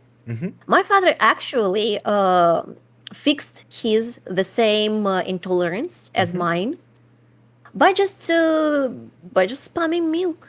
He just started to drink it until his stomach just gave up, and he actually developed back needed biome. As we were joking about, it was 2 weeks near the bathroom, but it actually worked. So honestly, I am morally preparing myself doing so. I think I will do it a bit less violent. I will just start adding it from a very small dose, like maybe like 10 milliliters, just very slow. I want to cook it very slowly, to just slowly add it straight on the edge of it being tolerated. Maybe not even too good. Maybe like even some weird tummy feeling, but not being totally upset. Haven't adapted to milk because versus chat give me 2 weeks exactly. Exactly. No, I really have a cool dad. I'll tell you something funny because okay, here's a lot of things to unpack with lactose malabsorption. So first of all, it's technically mainly as we're saying a malabsorption rather than a what is it called again intolerance. The thing is, there is scientific data, but it's not very. It's just kind of like unproven again that you can, like your father in this case, go tell your body, okay, no, we're gonna start digesting things. and it comes from a very old study, which has to be then redone. Exactly. That It actually works. you can do it. However, there is a lot of things to unpack in there because you're going to be feeling very bad. There is a girl that recently just took this paper, scientific paper, and started doing this. You can probably find her because it made the big news internationally. And she started like drinking milk and only milk for a long period of time. And she tested this research on herself. And after, I remember, I think it's around like 2 years, she now has the ability to digest milk normally without any issues, without any kind of like going back to not being able to digest it properly. It is pretty weird. It's literally an interesting situation. You're basically telling to your stomach just tolerate this. Because the reason is okay. Are you aware how it works? Do you know how the whole malabsorption works? I can go a Oh little bit. yeah, I will explain. I will explain. Okay. Here's the thing. Here's the thing. Why malabsorption have a tendency to appear in adults? Because the food we actually get, being adults, have less and less tendency to have diarrhea. That's it. And the biome that's survive by consuming dairy just dies because we eat it less and less and less. We're just losing that part of gut biome that's allow it to be properly digested. So fix it, to fix it, you basically do the opposite. You start taking your source of milk. Maybe it's my old OBS version to having it's my old OBS version to having problems with virtual camera. Oh, I wonder. I'm not sure. It's like, but yeah, I'm also wondering. it's complex. It's been kind of like a little bit of all over the place. But what was too cool? No, it's the OBS. Allow. So we'll see if we're gonna start going live. If We're so we're, back. I think so. Okay. Okay, ignore everyone. Ignore everyone. It was just a Mexican cartel looking for me because they seen Goku on the picture and they have answers. They have no, they have question. They have question for me. If you're following us only audio, if you can refresh your browser, that would be great because unfortunately we are completely dead. But if you also have the time to check out everything that we do, also if you don't follow Olga, do it right now. Big shout out to Olga as we approach this little technical situation. I do apologize for that. Oh damn, Olga, Kami. I think I read it right because I am very silly. There you go, perfect. Follow it right now. Follow Olga right now. Click on the heart. Click on the heart. It's there. Do it. Just do it. Yes, they got shut down by Bigfoot. That's true. The stream is being too real, but just to kind of like get we're gonna go to us in 3 seconds. Oh damn. Oh man, it's so over. It's so over. It's true. But if you want to hear this very special secret we are gonna share in this stream, you subscribe to Olga right now and to myself as well. Think about it. But So where I stopped yapping? Where I stopped yapping? I have a goldfish memory. So please we were please allow me to collect myself again. yeah, absolutely. The recap was you were going on about the fact that there's what do we call it? The enzymes that we have in our stomach are the ones who usually digest Oh the sugars and the yeah, yeah, proteins. yeah, yeah. Just tolerate this. Exactly. So you basically just adding enough food for very low amount of bacteria in your gut. And since they finally have food, they start to grow. You need to just be patient enough and add it slowly and slowly increasing to not to make your tummy upset, but slowly increasing the dose. That's how you do basically just tolerate this. However, one thing that I want to add, one thing that I want to say is if you are because being having a lactose malabsorption, right, and having all these to go introduce all of this, it's not guaranteed 100% to work, and you're gonna feel bad because you're gonna be pooping all the time, and it's generally speaking, it's not very nice. If you cannot go through all these experiments, because again it's just experiment still on yourself, there is a supplement. It's not exactly medicine, it's just the actual Enzymes. enzymes, I think exactly. it's enzymes. The actual enzymes that you can get yourself, which is called lactase, and you use that in order to break down the lactose particle in your stomach, who breaks down in, I think it was galactase and sucrose. No, I don't remember. But yeah, two different sugars that are perfectly fine for you to digest. Um, we're on Nizuma Live right now. No, no, no. This is Live to Be. This is Live to Be. This is sorry, VTube Studio. This is VTube Studio. I love that Olga is looking at you. Hey, yeah, sure, buddy. Hello, Miyuki. Oh Hello. yeah. We had a little bit of a We crash, have but a it's fine. wait. Let me fix it. Let me fix it. Okay. Okay. Now it's perfect. No, it's more for our highly intellectual conversation about food. But yeah, also Miyuki is a I will say well versed person in the art of cooking. Now is her saying, "Yeah, sure, buddy." But yeah, once again, to everyone who was abandoned due to the crash of this stream, feel free to come back, or I will murder you. I will burn your house first. See, Olga has already flamethrower. It's ready. Yeah, we're ready. We're totally prepared. We're gonna destroy. So yeah, come over to the Bible Observatory right now. Get some, get your grandma to make an account and come over to the Bible Observatory. We're learning things here. Dangerous potato. True. It So is what it is. so yes, basically, lactose is an interesting situation. However, the reason why I dropped lactose in the conversation earlier is because that also causes a lot of intestinal inflammation. Like regardless of the That's true. of how you handle milk and how you handle cheese and whatever, you get the casein protein. It's a little bit of an bowel rustler, I will say. It really doesn't sit well with us that much. So it is one thing that you have to assume that you can eat some, but be careful to eat I have cheese a and breach to sell you. no. I have a breach to sell you. Where are you You selling? know what? Mm-hmm. You know what? I am taking pure casein instead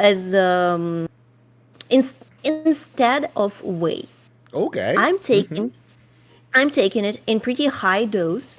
I'm taking it with yogurt or I'm taking it with kefir. It's absolutely free. No sign of inflammation, nothing. And by the way, casein is also noticed in being your sort of a dopamine because it actually helping you to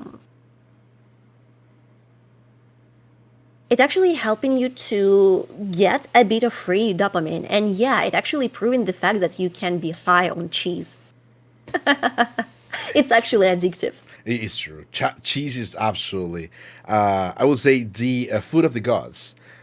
So if you can actually digest and assimilate casein, it is very, as you were saying, it's a wonderful. Well, not wonder food that doesn't exist, but it really helps a lot with the protein value, with all the absorption value as well. If you're on the more allergic side, because some people can have like a little bit of a reaction. It's not an allergy, but it can actually Absolutely. is a little bit more problematic. But it is casein is wonderful. I love cheese. It's wonderful. Oh, and also, casein is one important thing. It can make your mucus be more sticky. It could be important for people who have things like asthma or other lung condition. So you just have to remember about this. I would say it's general good rule to just double check how any food, even the most natural or any supplements, because supplement is like a high dose of something that you rarely get naturally. So, anyway, if you even get like a simple supplement of something, just double check like how it is for some conditions that you have. Sometimes it actually have some connections. Like for example, I am taking sulforaphane. And it Okay. sounds very diabolical. It sounds like it's something prescribed. It sounds like something super turbo satanic, but it's basically broccoli extract. Yeah. Turbo It's satanic. basically broccoli extract. Just because I'm being a bit too lazy to eat fresh broccoli regularly, and eating your broccoli is actually freaking good for you, and especially for your gut biome, for also working on avoiding inflammation. And there's interesting research, very very small, very very small. So still, like I question that, but in question is the dynamic of absorption and removing microplastic from your body. And there are like slightly hints from research that it could be good for this.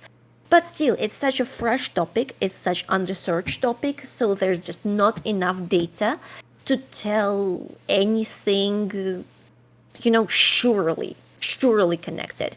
It could be like a correlation, but the pure causation is still unknown. Because like what does it mean? Would it mean that people who eat broccoli regularly as a tendency probably have cleaner food, and as a tendency probably will have less microplastic? Yeah, probably. So correlation doesn't mean causation. So when the research actually point to us correlation, it's good. It's a sign. It's a sign to put attention to.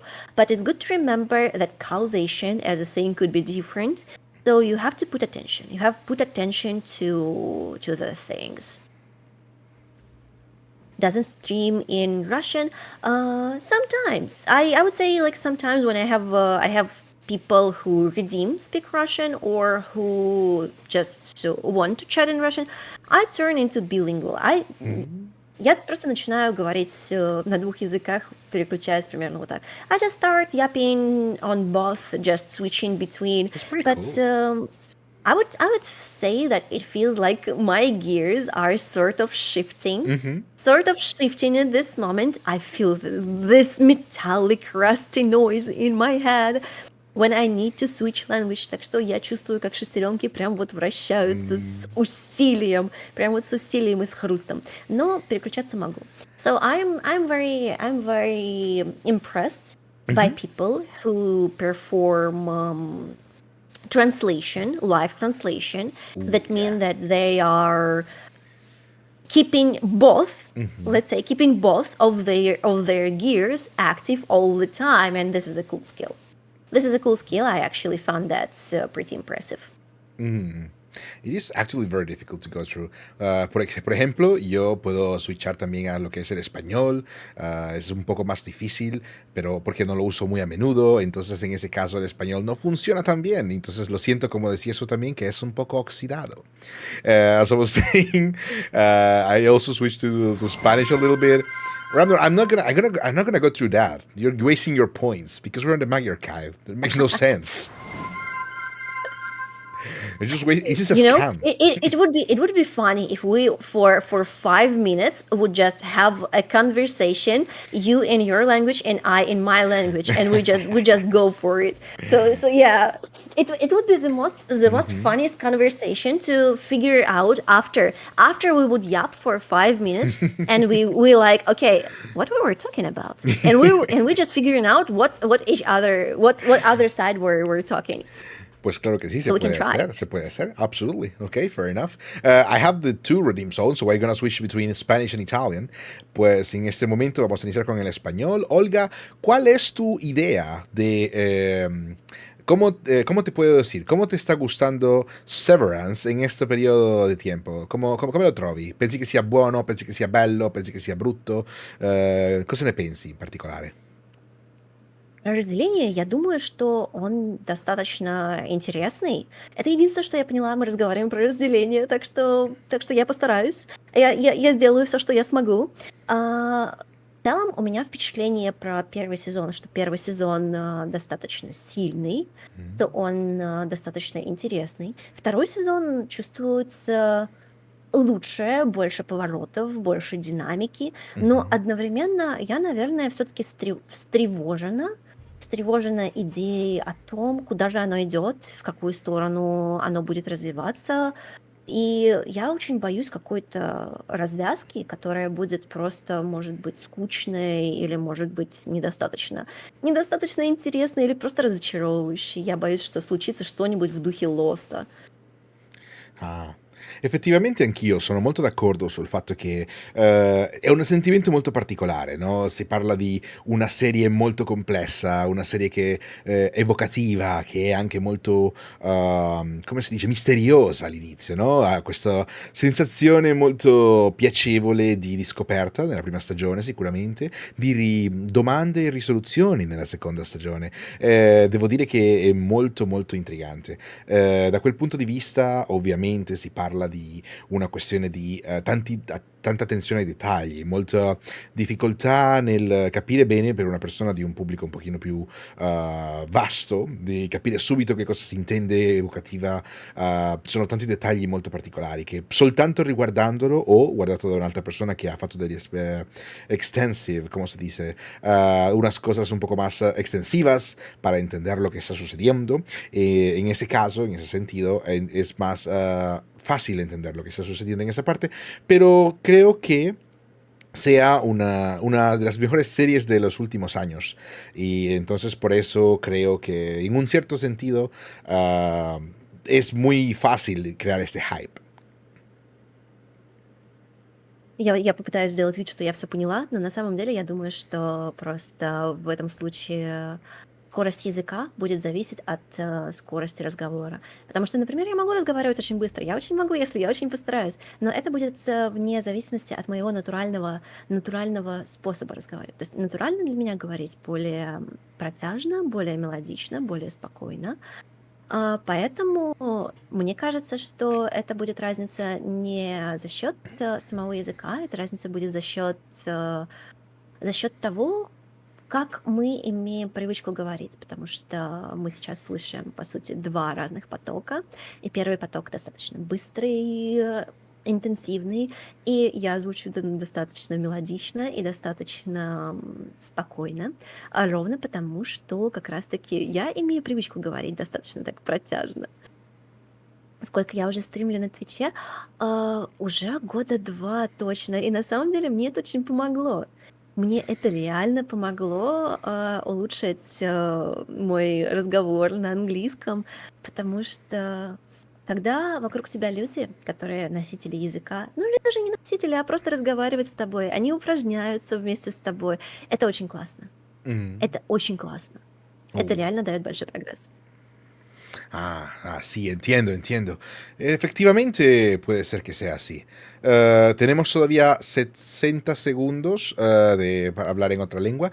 Lo que quería decir simplemente, en este caso, ¿qué piensas de lo que es la alimentación de los internos de Severance que comen cosas sanas? ¿Es porque quieren hacer los test en ellos o es porque les importa que coman en manera balanceada y que no exageren en lo que es el intake? Я даже не знаю, что сейчас ответить, потому что я услышала еще слово разделение. Я сделаю вид, что я умная и что что-нибудь поняла. Так что подыгрывайте мне. Я буду делать вид до последнего, что я все понимаю. Но на самом деле мне кажется, слышала что-то опять про разделение.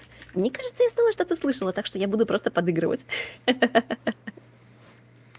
So we are finally back into the world of English. Oh yay! And we can finally go through the charade of what we're saying. Back. I can't load the stream. I miss what Olga said. Oh no, it's so sad. You're gonna have to watch the VOD now. So yes, I think we understood the first part. I was asking you what do you think about Severance. and then I couldn't really follow because the only things I know from Russian are the things I used to say during Counter Strike Global Offensive matches, and they're globally offensive, so I'm not gonna say them again. Yeah, the famous powerful spells. Yeah, exactly. So what were you saying on the other hand, on the first part? On the first part, I replied that I assume that you're asking my impressions about the Severance, Yep. and I started to tell that the first season to me felt a pretty exciting, but it was pretty slow in pace. I also liked it. When the second season feels very faster in pace, there are so many turns, but I also feel right now sort of concerned. I feel sort of concerned how it gonna end. How it gonna end? How they will end it? I'm deeply afraid of some scuffed endings of lost ending type or something like this. I'm so afraid that they will pull something like this, but not in the classic full meaning of this, but something super simple and super stupid. Okay, fair. Uh, also, hello, Hammy. Hello, Hamsterl. Welcome, welcome, welcome. How are you Hi. doing? I just started. What do you mean? I just started, Foofy? What? Oh, Severance. Okay, okay, okay. Yeah, it's pretty good. We're not gonna go into any details. Don't worry. We're not. It is too much of a good series, I believe, to kind of like deserve these very big spoiler warning sign. I think everyone has the right to enjoy Severance at least once without any spoilers if possible. So is his sub still running? Where is this Sushi Demigod? Sushi Demigod is probably busy. He doesn't really drop by at this hour. He's more kind of like a daytime person. But I think it was running last time I saw them. So I was saying, then actually I responded in a good way because when I responded to you, I responded that I think it is indeed very hype and very interesting in a way that it develops, and it is interesting how they have got the things to work together. And the thing that I didn't sequentially ask is if you have like an idea of why they eat the way that they eat in the when they are in working, because everything is healthy, but I was like, do you think it's healthy because Lumon checks people, Mhm, or is mhm. healthy because that way the exterior person is not going to have any issues with eating too much or stuff like that, without going too much into details because Fufi here is still in the just starting it. Well, the second reply, Mm-hmm. I was just answering to the chat. We got Mm-hmm. a little bit communication about. I was replying to how much time I was streaming, and I was Mm-hmm. just sharing a little bit. And I was telling that okay, I will just act like I understand everything and support me, chat. Support me, chat. I will just play that I understood everything. Fair, fair, fair. So actually, I want to expand a little bit on that. What you say earlier, that you're afraid that the pacing is a little bit too much. I think, without going into spoilers, second season it's interesting because it's got answers for certain questions, not all of them. Ooh, good. I love it. And there's gonna be a third season, which I believe if they're going to follow, because I studied a little bit of the narrative, right? So I know how usually things have to be in order to be well executed or well written, Hmm. and if they're following this scheme, the first season is a little bit more hectic and written with the mystery because you want to kind of like get the people hooked on that concept, and Yeah. then you're gonna end it on a cliffhanger as they did, and then the second season is more about responses and answers, right? Getting a little bit more of the putting a little bit of a status quo that is gonna give you some information, and then the third season is supposed to be a little bit more on resolution. So kind of like getting to the close. If they follow this scheme, it's gonna be a good opera, a good product. Sorry. If they actually kind of like get to trying to get more seasons out of this, then it probably could compromise the balance of the narrative that we have been given so far. Speaking a second language is to make it sound melodic. That is true. I mean, there's a lot of phonetics going on into speaking different languages, and I really enjoy phonetics very much. It's the reason why I have learned so many stupid languages. And by stupid, I mean they are wonderful, but I am stupid because I am unable. Like German, I only remember how to say spaghetti mit Tomatensoßen, but I did study like 3 years of German. Also, I would say that our difference in yapping is in general, like listen to me and listen to you. We would yap very differently, not because our languages are different. It's just because we are in our natural pace are different. You sound like a pretty hilarious person. You have a very easily excited neural system. You're fast to move. Probably you're pretty expressive. You're moving around. When I am mostly uh phlegmatic type. I phlegma choleric type, surprisingly. Like under stress, I will turn into very active reply.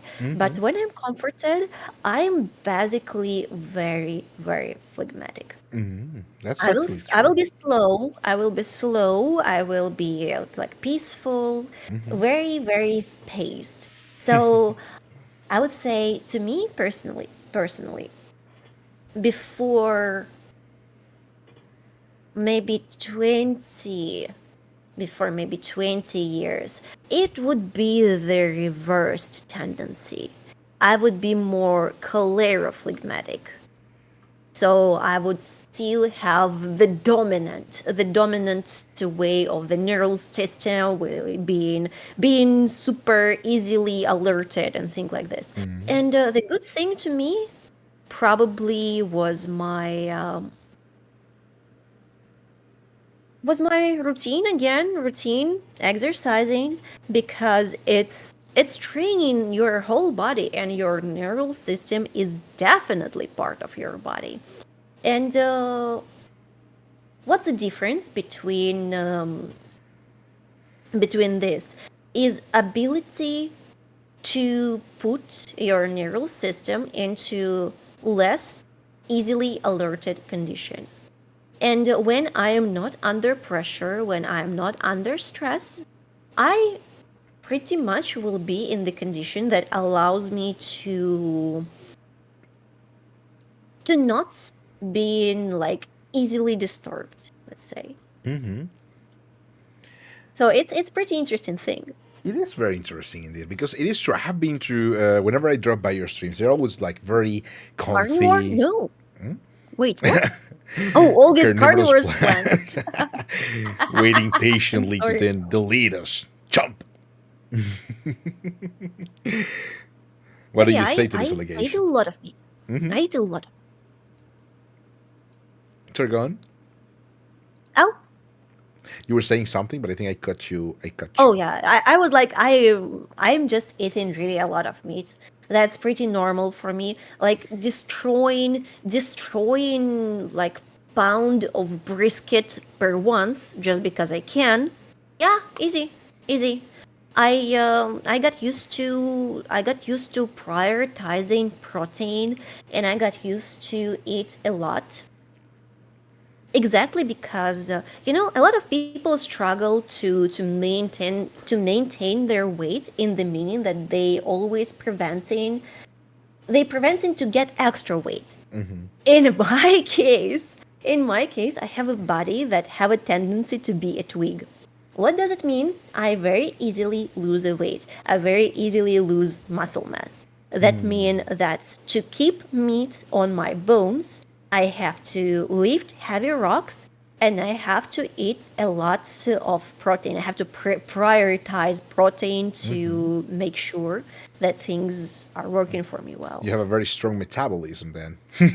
Yeah, I always been like this.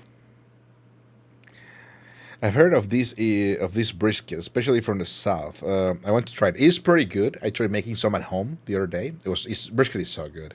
So Brisket absolutely. is amazing, especially if it's made slow, low and slow. It's smoked with a very long length of time, longer than it could be hours. It could be hours easily. Resting is basically when it's sort of like 50 degrees Celsius or around that. Mm-hmm. So, and you sort of allow it to be extra soft by this step. Oh, wait, I think they're having a little bit of an issue with the audio right now. Yeah. I thought my headphones died. Oh, but I can hear you perfectly, though. So it could be an issue with the stream. Crazy. So slow her audio died? Do you hear me? Can you hear Olga right now, Chad? If you can try and see. One. It's so weird. You hear me? Yeah, I hear you perfectly. I didn't even hear the robot thing. She's still a robot? You turn her into a robot. Okay, robot. Repeating multiple times. Crazy. But her audio is crumbled up. Okay, let me see if I can fix the thing. I'm gonna move myself out of this place. Is it still working like that? Crazy. What? There's no other audio sources either. I'm gonna try and let me just kind of like try and disconnect myself from the Discord chat.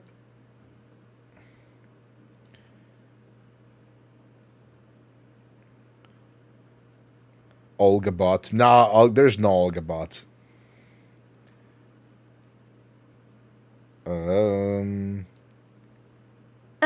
Okay, let's see. Does it work still? Do we still have this little issue? 111. She back. It's good Are now? we back? Okay, crazy. I wonder what happened. Olga bot online initializing the Second Amendment protocol. Exactly. I'm sorry, chat. You seem too much. We have to delete you. Don't worry. I shall use my spell to cancel everyone's memory. Do I still have it? Maria, I have no idea. Maybe Discord having some hiccups. Could be, but it's weird because I do hear you normally. They just were not hearing you normally. That's funny. So maybe it's capture?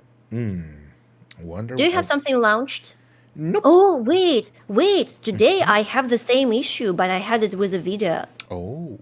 Maybe it was something temporary. When we were just launching, I was trying to send my virtual camera video from OBS to here, and it was literally slideshow. It was like 6 FPS, and we were wondering like, what the hell is going on? Because there is nothing to fix in the setting. There's nothing to do. So I don't know. Maybe that it's a Discord hiccup or something like that. Could be. She got an update. True. Magically fixing Olga right now.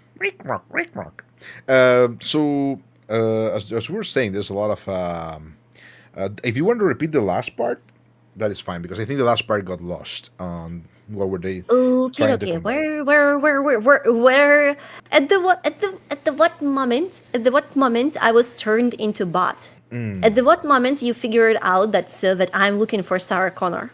I think it was around Olga Bot, Crazy Audio, huh? I think it was we're talking about brisket and slow cooked meat, and then you're gonna turn into a robot. Also, Hami, we're not going to eat rocks. They're not edible. So, low and slow is super important for brisket because when you smoke it fast or with a temperature that would be higher, the muscle tissue tends to squeeze out the juices. But when you do it very, very slow, it allows it to have as much juices inside, and the long rest allows cooked tissue to relax back very slowly. And when you cut this brisket, it would be very consistently moist instead of just you cut the piece, it sip all juice out, and it's dry. So that's why like, these two steps are very cool for meat. Oh, actually, is meat your specialty, by the way? It is. Should I ask? What do you think? What do you think about such stuff as a reverse sear? I was doing reverse sear for the first time. It turned out so good because I'm a big fan of crust. I love crust. It's just. But also I really like when meat is being rare, when I'm capable of visiting some place that allows to serve raw meat. I would eat raw. Ooh. I would eat raw. I would easily eat tartare. I Yeah. would easily eat carpaccio. I would easily eat what else? Ooh, Blue yeah, steak. yeah. That is actually Absolutely. connoisseur Mwah. tier. Blue filet mignon. Blue filet mignon is mwah. It's a marshmallow of meat. You That is just true. you just enjoy it. You just enjoy it. It's amazing by itself. But but reverse here. I hear a lot of opinion that reverse here is just too fancy, a lot of mess, and I totally disagree. If you have a sick piece of meat, you would kill it. You would kill it if would cook it classically, because closer to walls, you will have well done. You want it or not, but you will have well done. But with a reverse sear, when you carefully rising its temperature using oven, and as the last step, you're just violently searing it and giving it a good crust, you will have wall to the wall, very rare, very gentle meat that would be truly, truly amazing. Fair. I 100% agree with that. Actually, I'm gonna tell you. Thank you for the big sip. For some reason, it's still kind of like ghostly over there for reasons I cannot understand. But actually, I will tell you this fun fact. As I was saying, as you were explaining, it is an interesting take on things. Unfortunately, what happens, as always, is people usually y'all gotta play one shot. What one shot? Um, One Shot is bro, an amazing game. You have to play it. You never played it? I don't know the One game. Shot is awesome. It's such a cool game. Oh my god, you Really? have to. You have to. Absolutely, I'll Yeah, check it out. I'll check it out. I'm a big fan. If you're a big fan, then it means it's gonna be fun. So as I was saying, the concept is here, right? You want, as you were saying, to raise the temperature in a way that you can do a faster searing that is not going to compromise the exterior of the meat, and it's gonna give you external sear that is gonna be crunchy, or like a very well developed, with an inside that is still kind of like on the rare to medium rare or even blue easily. The concept here is people who are opposed to newer techniques or easier techniques are usually people who don't really want to upgrade what they know.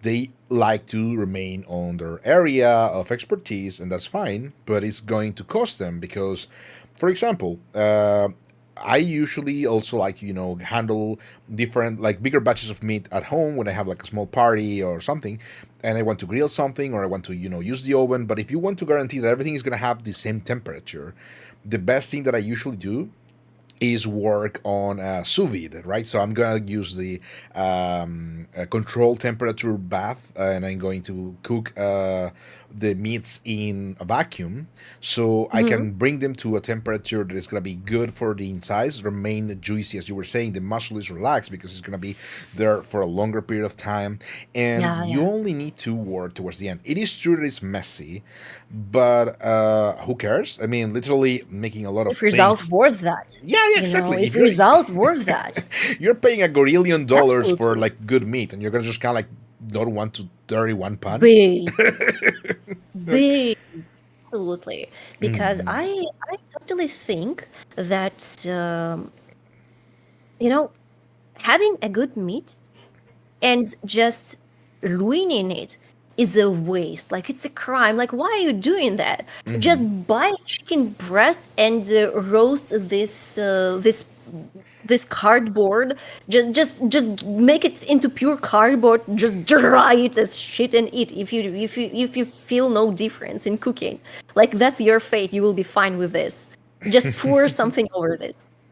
But if you have a good piece of meat, why would you just not use it for all its advantageous. It's weird.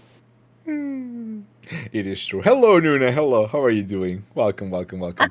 Hi, I Luna. I approved it, but I'm No, not gonna read it. Megina is so Sesa. Is so Sesa VTuber. We can't do that here. We can't do that here. It's fun because I actually am not say so. I like to joke about the fact that originally I thought it was like I'm gonna be say so. It's gonna be fine. 3 minutes into live and like I'm swearing like a sailor, being a complete menace. That's where the bratty Some came. people just don't know how to cook, and that's fine. That's absolutely fine. If people are willing to learn, because no one is perfect from the beginning. Like I I was unable to cook. Like totally on the level of burning even eggs. Maybe up to 16 years. Like you would laugh, but my mom is absolutely amazing at cooking. She's a wonderful woman, and she was always cooking a lot. And no one of us of multiple siblings were ever touching pan, just because there's always food at home. Like she was really taking care of us and doing her best. So as a result, she noticed that really we are kind of a bit too relaxed in skills. But Fair. yeah, but again, everyone learned that. Everyone learned that, and everyone just living normally, so it's fine. It's good to remember that no one is perfect. Everyone's starting from something. Just experiment, just learn, just try things, and everything is going to be okay. Yeah. I mean, as I was saying, I used to be a decent chef, right? I still hack up dishes today. It's fine. There's new things you Wow. can learn, new techniques always. So even if you start like from zero, my grandpa used to say, "Oh, you're burning the boiling water." So, yeah, but it requires just a little Yeah. bit of trial and error. Sorry. Oh, about cooking and about Twitch and about VTubing. One of my favorite moments is when I was making a cooking stream. I'm doing it like super rare because it required me to move all my setup. It required me to just set camera and stuff like this. It's just really tricky. It's just really tricky, and it's hard. It's hard. But anyway, so I was making the thing I was never ever making before. I was really craving for steamed buns. Ooh, And difficult. steamed buns, very, very, very special because it's with the filling of the ground meats, carrots, rice noodles, egg, and some sauce. Yum. So it's a very cool thing. And I never were doing it before. But believe me or not, but I was struggling. I was struggling with making dough. It as I figured out, not I figured out, as we figured out together, it was a bit too dry, and we figured out when Q actually rated us and was like, "Oh, steamed buns! Wait, I love steamed buns," and be like, "Oh, isn't dough a little bit too dry? Try to add some humid." And I was like, "Wait a minute," and it actually improved, and I was like, "Wait, it happened just because yapping is yapping. When you're doing something on stream, you're doing it way too longer, and I think I just dried it. I just dried it by my hands over time, basically. So I reintroduced moisture back, and it just went smooth. Wonderful. It was so funny. That's great. I'm surprised nobody went through the whole joke of, oh, you call them steamed buns despite the fact they're obviously grilled.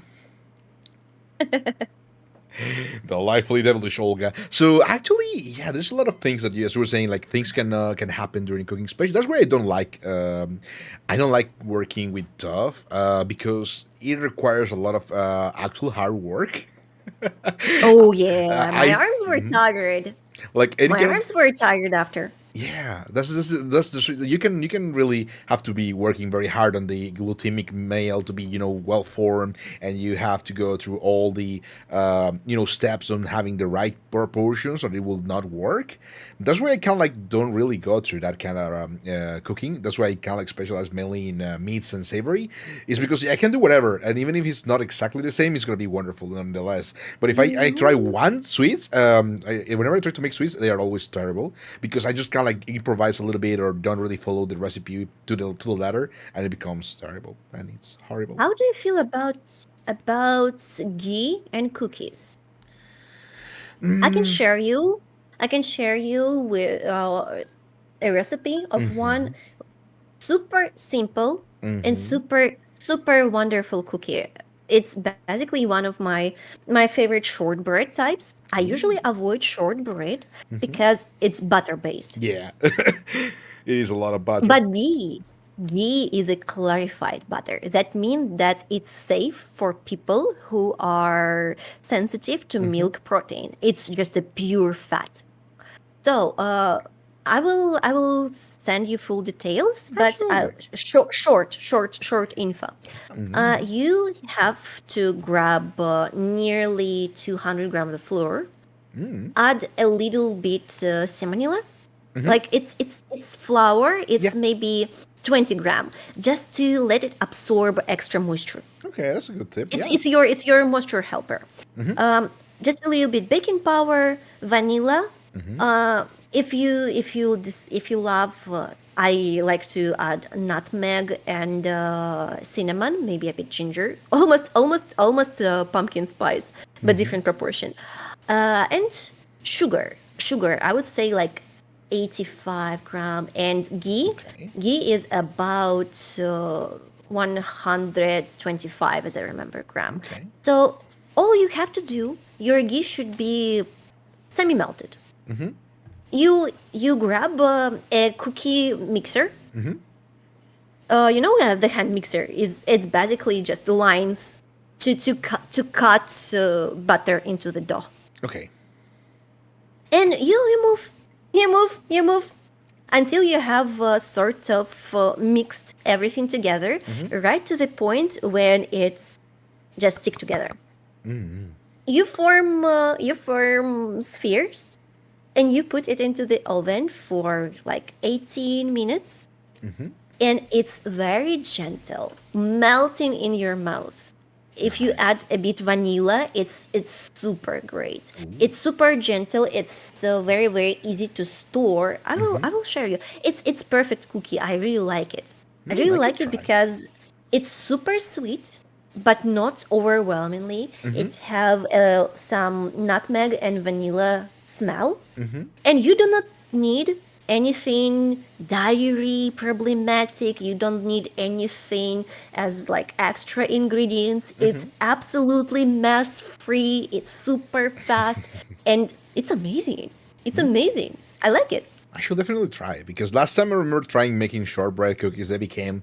Uh, I cannot really express it in non-Italian Let me words. find the picture. Let me find the picture. I think I get it. I think I get it. Because Absolutely. I also like shortbread. I think it's cool. So It so so is so so so. so. nice with Oh, I found cheese. it. I Oh, thank found you, thank you, it. thank you. Oh, Appreciate do. it. But yeah, it is a lot of things. The only sweet that I can personally cook aside from okay, tiramisu does not count because it's pretty much just mix things and put them together, and I make a killer tiramisu. The only one that I can actually make is what is it called? Fondant au chocolat. The kind of like lava cakes, but the ones with Mm-hmm. the ganache, not Oh, with those that's that are great. undercooked. Yeah, they're great. They're great. They're great. Absolutely. But I would say I like I like to make a sort of mockery of tiramisu. Uh, What? you will probably kill me for saying this, but anyway. Oh no. Anyway, I'm taking the original concept. It's not a tiramisu by itself. I like to make something that I would call it matcha tiramisu, but it's not tiramisu even in the core. because instead of Savoyardi cookie, there would be a pretty special soaked in matcha and honey cake biscuit. And the cream that I'm doing, it would be also different. It would be combination of mascarpone and cream cheese. And I would add some cream. I would not risk with egg. But again, some people go for it, some people not go for it for the egg. Egg is actually making it taste better, but you should really remember. You should really remember that shelf life gonna be tiny. That is true. That is true. That is true. If you're making tiramisu with egg, it's usually maximum the next day. No So more yeah, than that. that's how this cookie looks. They're cute. You're nice. It's nice. It looks tasty. Definitely gonna bite on that. They are super nice with coffee. Uh, so I have a question at that point. That point, right? I mean, more like a question. I'm gonna go through the tiramisu. I don't think it's wrong to use things that are different from Savoyardi. Savoyardi are good, but the problem is they're very dry and they're also very stiff. What I Yeah, you usually need to soak it. use. You need No, to no, I soak mean it, yeah. even if you soak them, they don't soak evenly and they don't soak in a good way. I believe most of the time the core is gonna be a little bit dry and they are kind of like if you soak them too much, they are gonna be too soggy. There's another thing we have here in Italy, which is it's called kind of like pavesini. It's a particular kind of cookie that is Mhm. still made in the same way of a Savoyardi. They have even a lower calorie value for what it's worth. But they have a more Oh, interesting. stronger structure. It's called pavesini. Pavesini. Let me just write it down. Is it Uh, less sugary by itself? That's it, why they're so less in calorie intake? it is less sugary. It's a bit smaller. Uh-huh. The way that it works is that it's basically it is one of those molded cookies that kind of like expand. So it's a lot of air in there. There's very little mass, and they absorb the coffee very well and they keep the structure, so they're easily a very good way to keep on a good backbone to your tiramisu. Mhm. um, and they are also kind of like sort of tasty. It's like 8 calories per pavesino, and of course that doesn't matter because you're using a little bit more of them, but regardless they're pretty decent and they have a very good texture that does not get lost during the whole tiramisu assembly. And the thing that I will Mhm. say is that if you're using coffee, the egg part of a tiramisu can, and this is a little bit of a weird way, a little bit of a weird way of me dropping, sorry, a little bit of a weird way for me to drop a weird fact is you can swap out the egg because the protein in eggs, in especially the albumin, is actually a coffee inhibitor. Like you're gonna perceive less of the Oh, coffee aromatics if you're using how egg. interesting. How So interesting. So see, swapping egg can have some benefits. depends, yeah. If you're using like expensive coffee, which you shouldn't really, because most Uh-huh. of these is Uh-huh. not gonna be perceived. If you're using like a more acidic coffee, it can be better or more beneficial to use like a heavy cream Mhm. base mascarpone mixture. But if you're using like matcha or like a very dark, cheap coffee, like comfort coffee, commodity coffee, then you can actually keep the egg because in that regard, you're going to need it to lower the spike of taste that can be a little bit of a overly brewed or overly roasted coffee. So it's an interesting way of going through that Mhm. part. Well, that's really interesting. See, what's the thing? I actually love details like this because in details like this, there's a lot of decision making that allow you to create the product for yourself because you like it one way or another. There's always motivation that's that really allows you to make, let's say, informed decision to Yeah. do one or another thing. So yeah, that's really cool. That's important. The way that I like to think about things is that I don't perceive cooking as an absolute. Like maybe yeah, if you're like Ramner and put cheese, like feta cheese on your quattro formaggi, then I would probably just murder you on spot. However, I see cooking as an outlet for creativity, and as you were saying, people can make changes according to their taste, according to what's available to them, and the more you know about how these ingredients and how the cooking techniques behave, the more and the easier it becomes for you to, as you were saying, to make your own informed decisions and to make your own informed dishes that are more tailored for your taste. So it is true. 100% agree. Also, I commend you. I absolutely commend you on being on doing the cooking streams because I will definitely be unable to.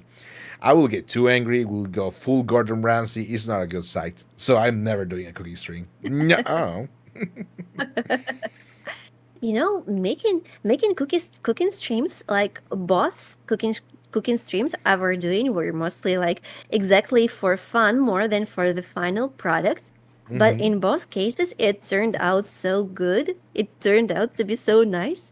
I still giggling from the beat that we actually made for the first cooking stream. When it was a Halloween, and I was like, okay, I will just cook weird things. I'll just cook weird, horrible things. The first thing that I made was oatmeal Ooh. made on a green Monster Energy, so it looked ghoulishly green and horrible. Oh no. Actually, it tastes not too bad. Glorpy This oatmeal. the second thing was spam sushi, but the rice I cooked with the red cabbage water. So Oh, the rice was like zombie purple color. that's pretty So cool though. yeah, yeah, yeah. It was weird. It was weird.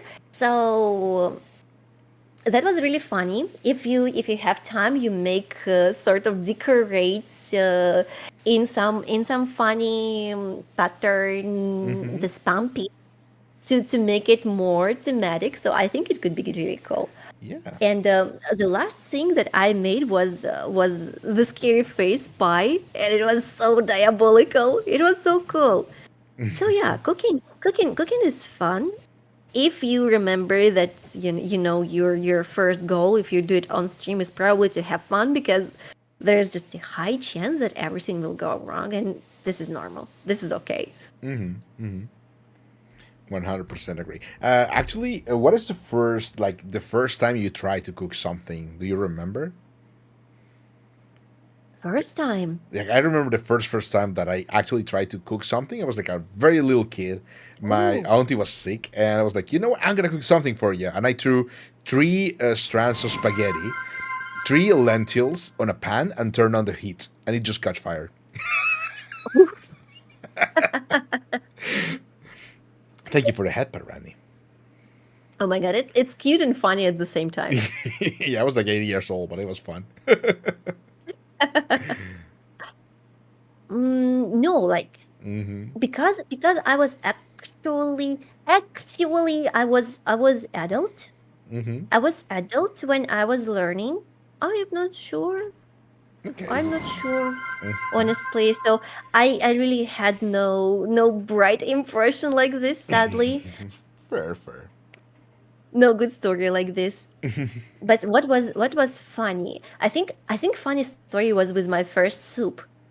I Ooh. was putting so much. I was putting so much ingredients, so it ended up being a stew. That's great, though. I was a bit too greedy.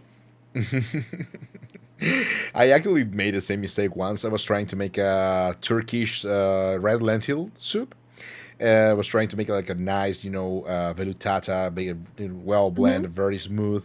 I put in too many lentils for the liquid, and I was like, "Oh no!" It was the densest, most partake, motherfucking lentil soup ever. I had like a instead of like serving it normally, I cut it in blocks and I used them as kind of like a soup starter. So I was like always ready to have my own instant soup made.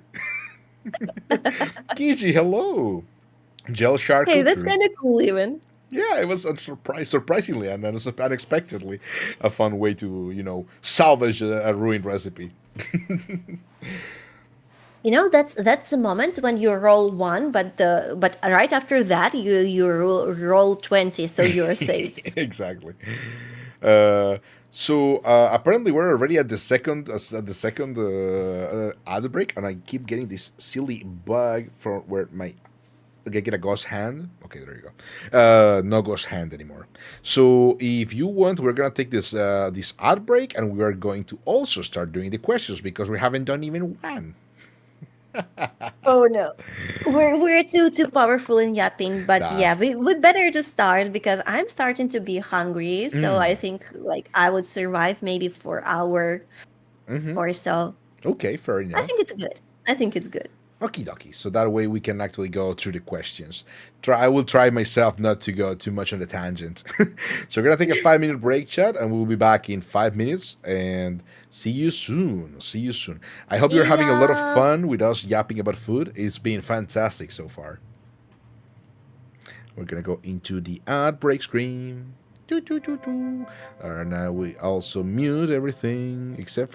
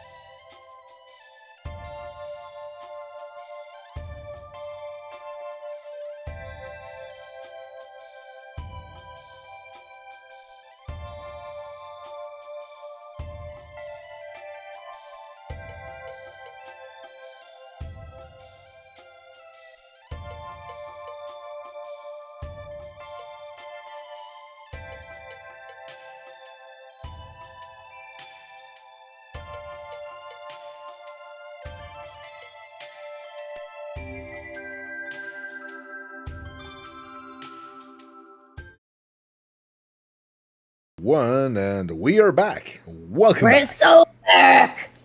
It is indeed. It is time for the questions. As you are all aware, the first 2 hours of the Mag Archive are all the ruse for us to get more, I don't know, more views. No, I'm joking. It always gets like on the yappy fun and the yappy face, and it's always such fun. Welcome back. Thank you, thank you, thank you. Thank you, Ruru. So.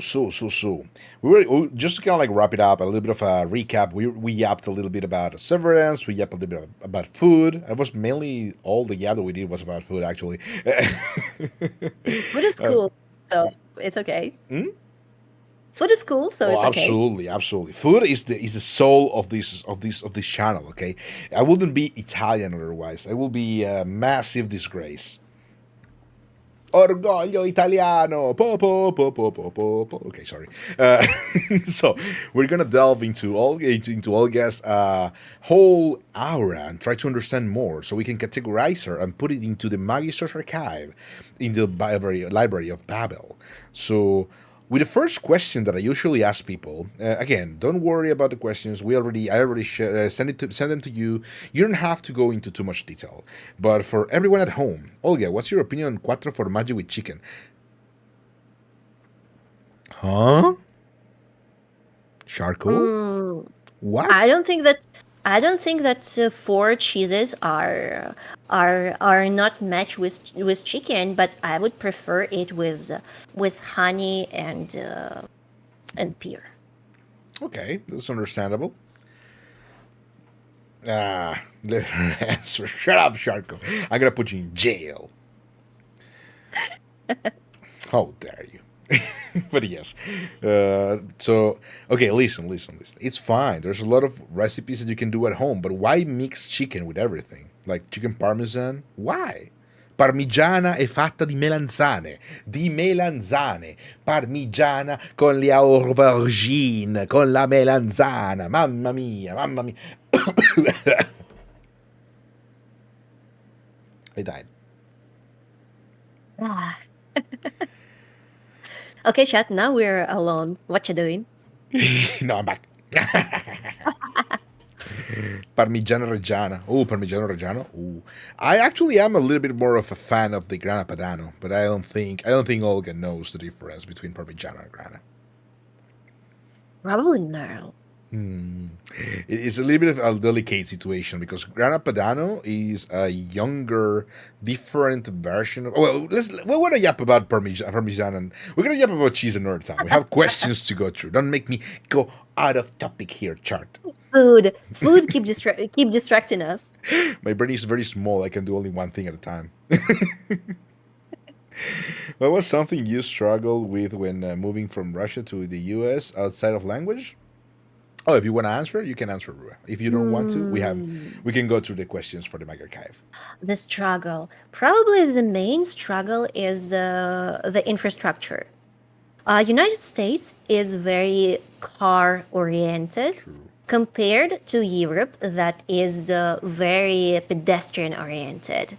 So when I moved first to Europe, I feel pretty much comforted because it's still very oriented on you just using public transportation or just going somewhere on foot.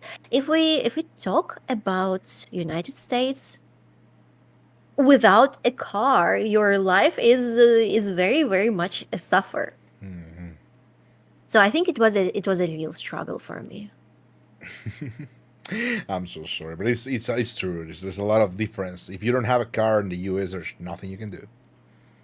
Yeah, basically this. So, the first question I was going through, and I was trying to anticipate, right? It's about lore. It's the most difficult question of the whole Magister's archive because people feel pressure to explain if they're if there's no lore or if there is lore, they want to kind of keep it secret. But you can just go, all easy on it. If you have some, you can go with it. If you don't have any, that's fine as well. Or if you have just an idea, you can share as much as you want. Don't feel pressure to answer. But the question goes, what is your character's lore? Oh, it's super simple. I'm just average average person who just doing average thing. I'm just literally the body next door. That's it. That's it. Nothing super special. Very simple. That. And yeah, Mm-hmm. yeah. When I was making my nickname, that was probably the reason I decided to make it like this. Because first I took one of the most popular names, Mm-hmm. and I took one of the most popular that were used by Facebook era, by Weebs, Okay. as fake last name. You remember when Weebs were just taking the fake Japanese sounding names as their last names, Oh and yeah. you see some John Uzumaki or something like this, and it was hilarious. It was hilarious. It was so common, so it turned into a meme by itself. So that's why like my name is basically a joke about this, and a joke about me being just average person. But I think it's just really unreadable. It's so far to explain, and people actually do not get it. So I was thinking that maybe one day I will just get something shorter without 5 layers of information. I feel called out. It was me. I was one of those nerds who had a family on Facebook with other nerds, and then on what is it going to go? MySpace, and oh no. Oh, that's normal. That's normal. Everyone were guilty of that. Everyone were guilty of that, so that's fine. That's why I found it hilarious. Also, hello, Manny. Hello, welcome to the People Observatory. Yeah, I have a hand tracking thingy. It's because I'm Italian, so I gotta express myself more. Like, Mamma mia, why do you do this? Yeah, like that. But you're welcome. But yeah, Olga Zumaki. Believe it. That is actually very cool. I think it's still like a very solid lore concept because people forget, but we got reminded by the Doctor Frankie, who was here at the Magister archive, that back then when VTubers were still a thing, like new concept, and it was not even like a concept of VTuber as a streamer, but more like a skit kind of thing. The lore of the first VTubers that came after Kitsune were literally just cat girl playing video games, or cat boy Yeah. playing video games. That was it. That was it. It's just later on that people felt the need to diversify or to stand out, that they And started now you writing need to write complex up lore. the whole fucking book about yourself before starting to stream, or you are going to be judged as a poor taste. Yeah. That's VTubing. That's VTubing in current stage. True, it's real. I mean, I did get a little bit of a lore thing, but I just don't really want to expand on it at all. So it's gonna be like a concept. So if since you're an average person doing average things, do you think there is a little like an obstacle that your character had to go through in the lore, or there is none? And how did you do? How did you win over this obstacle, if there is any? I think the only obstacle is my inability to communicate in proper English. So I'm already working on it. So this is was the main reason why I started to stream, to just do things I like and speak with people. And I think it works, and I think it helps me a lot. Yeah, you have a fantastic. What is the word? Phonetic, I will say. It's just kind of like a way that I think is clean. Of course, there's a little bit of of the touches that come with the main language, but there's still like a nice phonetic to it. Now a nice resonance. So 100%. Like I still have like the Z's and the S from the Spanish, even though I grew up in Italy. Oh, So it's about muscle patterns. It's yeah. just habit. It's hard. It's hard to do that. So it's normal. It's normal. Yeah, it's true, it's true. But it also kind of like I think it's characterizes us in a way that is original, like a candy that is kind of like its own. It's got its own taste. So, what else do we have here? If you had to go, okay, it's kind of like a little bit of a silly question, right? This is the second question already. It's the third technically. If you had to go on an adventure, like or do a collab with someone, what VTuber comes to mind? It can be Yoroshi, it can be yourself, it can be someone that you know. And what kind of adventure would you like to have? I think that I like experience that we're sort of having now. It allows me to be as much relaxed as possible and focus fully on a conversation. Mm-hmm. It allows me to feel more confident because if we would have something on the background, if we would have something like totally happening, active game, it would be way harder to me. I think I'm on that phase when I'm capable of holding the conversation Mm-hmm. pretty good. But if there would be something super active, it could be pretty hard. So maybe something like this, maybe also puzzle games. I Mm-hmm. think solving puzzle games with people is kind of fun. I like puzzles, so it could be funny, but it's a bit. I'm sorry, I'm acoustic energy, so that it is what it is. I mean, it's That it is what it fine. is. Mm-hmm. That's great. That's great. It actually sounds like a fun thing. I don't think I have really, aside from Portal 2, I don't know many puzzle games that are co-op, but I never really delved I into too, it. because I usually play it alone. But Portal sounds good. Like anything that have a co-op. I Mm-hmm. I think even just solving puzzle together, just classic jigsaw puzzle. It Ooh, could be something cool. that's true. Ooh, have you ever played? This is not a question of the Magic Have you ever played Magic the Gathering? Oh no. Oh no. Not a card crack. It keep following me. No. Puzzles McGinnis, they launcher. got you. They got you to return me into their nets.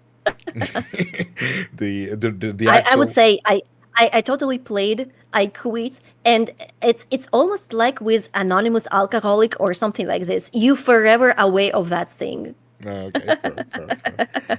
I will not get you back into the damned train then. Yeah, Fair, fair, fair. too dangerous. It Too is, it is. dangerous. I did completely abandon physical cards because it is there's way too many. There's a lot of things that I don't think they are respecting customers anymore. I recently got back into Magic the Gathering, and I was like, yeah, sure. There's kind of like 4 releases a year. It's gonna be fun. I just got some colleagues from work to play Magic with me as well, and suddenly they started releasing like 3,000 Gorillion releases with Universes Beyond and everything. I'm like, no, and I just kind of had to stop. Had to stop. So back to the questions. Either that or you relapse. Yeah, you have to not. Never again. No more card Yep. games unless it's virtual and they're free. So let's see. We're gonna start into the stream sphere of the questions. Right, we're gonna go drop a couple questions on the stream side. Do you remember how was your first stream and how did it go? Oh, I remember. I remember. I was so shy that I streamed maybe for 1 hour and I turned it off. And it was when I was listening to it, my sound was so low. It was super low, and I was almost whispering like this to the microphone because I was so afraid to talk. And I was so frustrated, so shy. It was super mixture of feelings. But with time, people actually helped me a lot to open up, to feel more confident. And now see me, not can't shut up. Patch, patch, patch, patch, patch, patch, patch, So patch. so people are cool. I think just a little bit of another appendix because again, I like commenting on other people's answers. If you think about it, streaming really helps a lot of people to go through a lot of change and accept new challenges and try to go through all these, ideas. I think streaming really is, I would say, a core part for people to evolve into better people if they, put the hard work in, like you have done, like, from being too shy to communicate to being able to communicate perfectly and have amazing scientific conversations about food, which is not an easy task, I will say. Absolutely. You have communication. You have the essence of communication without thing that actually can overstimulate you and make you feel more vulnerable. So you can control surroundings and makes you feel more open, more comforted, and that's cool. That's great. Yeah, it's true. Another question that I have is, what's a stream or video that you made that you're particularly proud of, and what made it special to you? And if you have the link, you can drop it in chat. Mm, I think it was cooking streams. I really enjoyed doing this. It was really fun, but it's so much mess. It's so much mess. I have a pretty small kitchen, so I can't hold the setup all the time. I have to remove it. So that's why I'm doing it so rare. But I think it was cooking streams. It was really cool. I made just only two, but it was so fun. It That was really sounds fun. great. That sounds great. Spin? You cannot spin. There's no wheel of scams. The wheel of scams comes out only on special events. Help me reach 750, Sharko, and I will make you spin the wheel for free. Thank you for the head pass. They're not working, but we feel them in our souls. Lost media. So another question that I have right at this point is there what is the most popular clip that you have on your channel right now? Oh, the most popular is probably a recrawl. A recrawl. It's what about Shark is talking. I have a lot of interactive commands and things totally explode, interact, being thrown, doing something to my model, everything. It's just happening. As we right now have yappening commands is the total happening. So probably it's a part that I really like, sort of proud of, but I think I put too much time into this because like it's the longest list of commands that's in 99% like not being used. But when it's used, the tendency is like 1 hour of sleepy yapping, 5 minutes of absolute horror, everything explodes, like I'm flying over my own stream and everything like this. And then again, the next hour where we're sleeping again. It's somehow like this. But they're fun. Yeah, Shark, I agree. That's fun. Oh yeah, that's true. That's true. It can get very very chaotic in a very cool way, like very original as well. It is fun. It is good fun. If you want, I can make you spin. I can make your Fugi spin for one spin. Whoop! Oh wait, it's not working. Okay, I got the wrong thing. There you go. Whoop! One dimensional, bidimensional spin. Are you happy, Sharko? Hell yeah. So that is actually pretty cool. If you want to link the clip, you can put it on the chat because that is kind of like a way to show people the cool clip. Oh no, it's Scam. it's it's it's old. It's old and loud. There's my even old model, I guess. Oh. Let me find it. Filters. Ah, it will take eternity. It will take eternity to find like If you into want, of my. course. I will drop the little Yeah, fun yeah. You, you, fact. you, you can you can you can ask the next thing, and I will Yeah, just try sure. to find it in my clips. In the meantime, I just wanted to drop the little silly fact that my most popular clip is just me looking at the screen like dead, completely brain dead, playing Minecraft, and at some point I see a hole and I'm like, spank my ass and call me Susie. What is that? And that is literally the best clip I have. Out of context, me saying weird stuff, yes. So the other question that we have, Olga, is what is a challenge you overcame at the start, and how did you feel once you won it over? I guess you already went a little bit through it at the beginning, but if you want, you can repeat it for the answer. Okay, found the clip. This is my old model, and that's a recrawl that been launched by command. There's also explosion that being thrown at me, and that turning into just three-dimensional horror when everything just not working right. And yeah, everything not working right is the best description of things happening when command overlaps. Fair. But I'm sorry. I'm sorry. Can you please repeat the question? Absolutely, absolutely, with pleasure. So, as I was saying, is you kind of like answered this one a little bit earlier, but if you want, the question is, what was a challenge you overcame at the start, and how did you feel once you won it Oh, over? absolutely, absolutely. Yeah, I think I already answered this. It's my language, and I'm still working on it. So this is marathon. This is not a race. So I'm enjoying it. I'm enjoying it as a journey.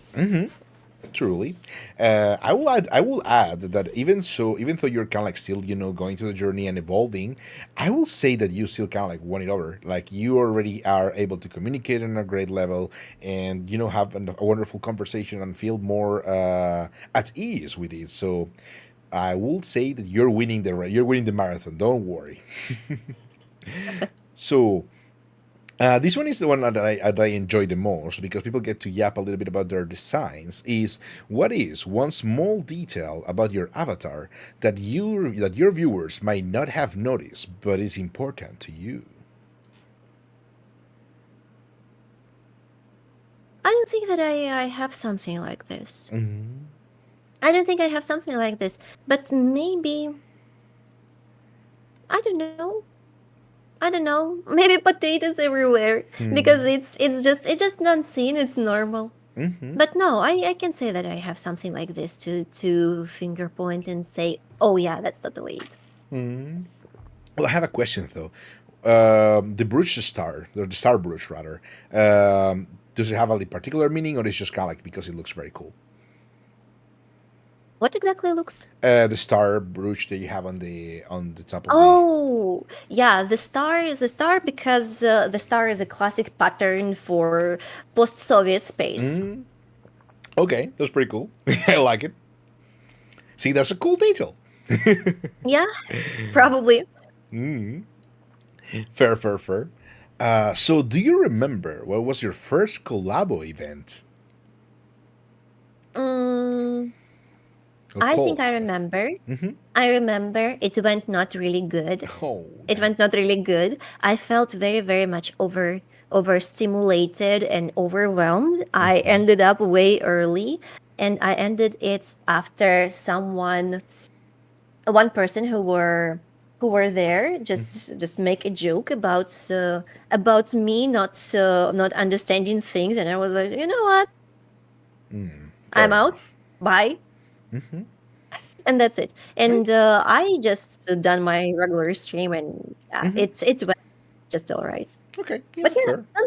sometimes thing like this happens. It's okay. That's how you figure out your boundaries. Yeah, exactly, exactly. As long as you're able to, do things in the way that you can figure out their boundaries and go through these, it makes complete sense. I mean, it's obviously sad it Yeah, happened, but at the same time, it's also good because now you have this luggage that you can use to measure the next time and be able to organize yourself.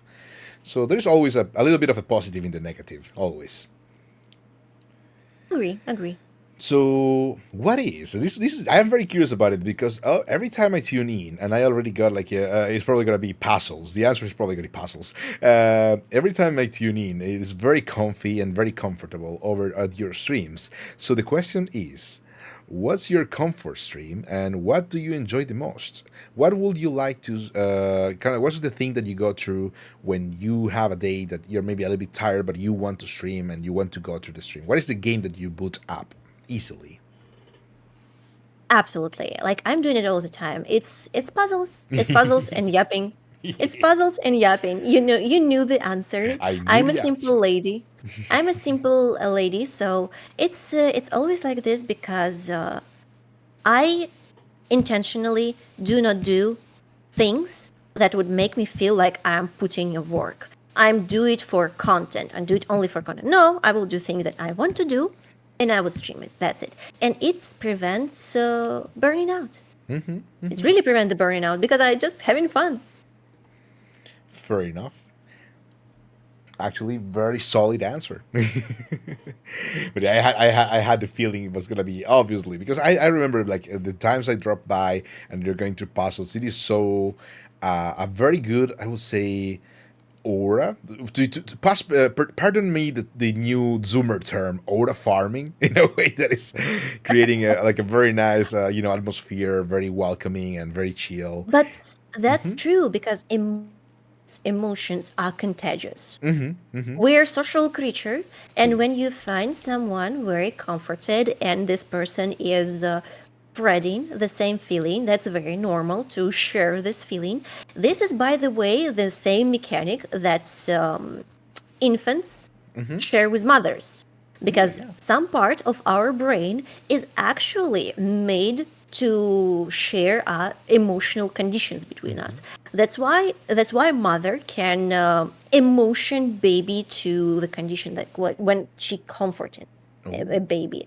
And yeah, it's actually like, if you read into this, it's not only by interaction. Part of our brain are really react on this, so emotions are really contagious. That's true. Very real. But I didn't know about the part about the mothers, but it makes sense, right? If someone is agitated, then you're gonna perceive that agitation, and you're gonna get agitated too. Exactly, this is a very evolutionary mechanic, because if everyone is agitated and you're not, probably you're missing something and you may be in danger. Yeah, This is a part of our survival. true. I think I may be in danger, and it just kind of like goes run over by a lion. Chomp. So this is a cool question. We're gonna start entering a little bit into the imaginarium sphere of the questions, and okay, I don't think I have gone through at the same time as been playing, if there is one, because I always arrive that the stream is already like started. Do you have a theme song, like a theme song that you play that is or that you requested a commission, or that you have No, that represents you? no. Okay. I have a pretty I have a melody that is royalty free, but it have no special meaning. If you were to commission one, what kind of instrument would you like to be there? Like, what is your favorite instrument to have in a theme song that will represent you? I don't have some. Okay, fair I don't enough. have some. I think music is a combination of things. Understandable. That is pretty fair. Uh, so the next one is if you had infinite money, right? Would you commission an artwork from an artist like you think is particularly unreachable? Do you have like a dream commission that you would like to do? Like some people, like Rua, have actually answered a whole anime, so you can go as wild as you want or as simple as you want. Hey, it could be fun. It could be fun, but yeah, I can say that I have a favorite artist, or I have some name on my mind. But hey, going insane and making a full big project, of course it would be cool. But no, no, just please don't, not Netflix. That's all I say. Yeah. Ooh, you could get a whole like a Lucky Star version of Olga. Olga Star is just literally just Oh yeah, chilling, they doing they puzzles. they're also talk about food a lot. Yeah, So the mixture of Keon and Lucky Star, please. a nice all slice of life. Pay off my debt. Yeah, that's also very real. The Disney Olga live action. Oh no. Netflix presents Olga. Don't expect a season two. Yeah, oh man, don't make me think about chaos, please. Don't make me think about chaos. So back to the questions. Another fun question from the Imaginarium sphere is, if you had a perfume that is themed after you, how would you like it to smell? Perfumes team after me, in what meaning? Oh, for example, let's say, oh, I'm launching the Megino perfume and it smells like Mm, cotton candy, and got it, got it. I would say musk and peony. oh, okay, nice. Something I like heavy smells. I like something like Narcisca Rodriguez have a wonderful musk and floral perfume. Or from something more well known, it would be Gucci Guilty. It would be Carolina Herrera, Good Girl, also really really good one. something in between. Okay, yeah, sounds very nice. Like a little bit of a, as you were saying, a little bit of a strong aroma, yet fresh and flowery. I like that. Yeah. Meguino Perfumo? No. Mine will be probably patchouli and cotton candy in a weird way that it smells like Oh, problematic. Like your nose is like, oh, overwhelmed. it Or, would be overwhelming, but if actually use it in a small amount, it could be good. It would be sweet, it would be strong, but maybe you need something for the something like after smell. I'm not sure how to describe it in oh, yeah, English. yeah. In Russian it's called shelf, when you're just the last thing that you would smell when person will Yeah, the one that, go. that lingers. I don't know how it works in English either because in Italian, when I have to explain, because I usually sometimes kind of like yap a little bit about sensorial spheres. I have made like I'm a big nerd, as I was saying, on coffee. I have done some studies on perception of sensors, flavor, smell, and taste. I usually when I Mhm. try to talk about smell, I say after smell, but it's not correct. There's not such a thing as after smell. There's a lingering smell that is kind of like Yeah, flavor yeah. nose, that kind of like thing, as you were saying. I will say probably something like moldy books, because I'm an old man. It's gonna smell of old man.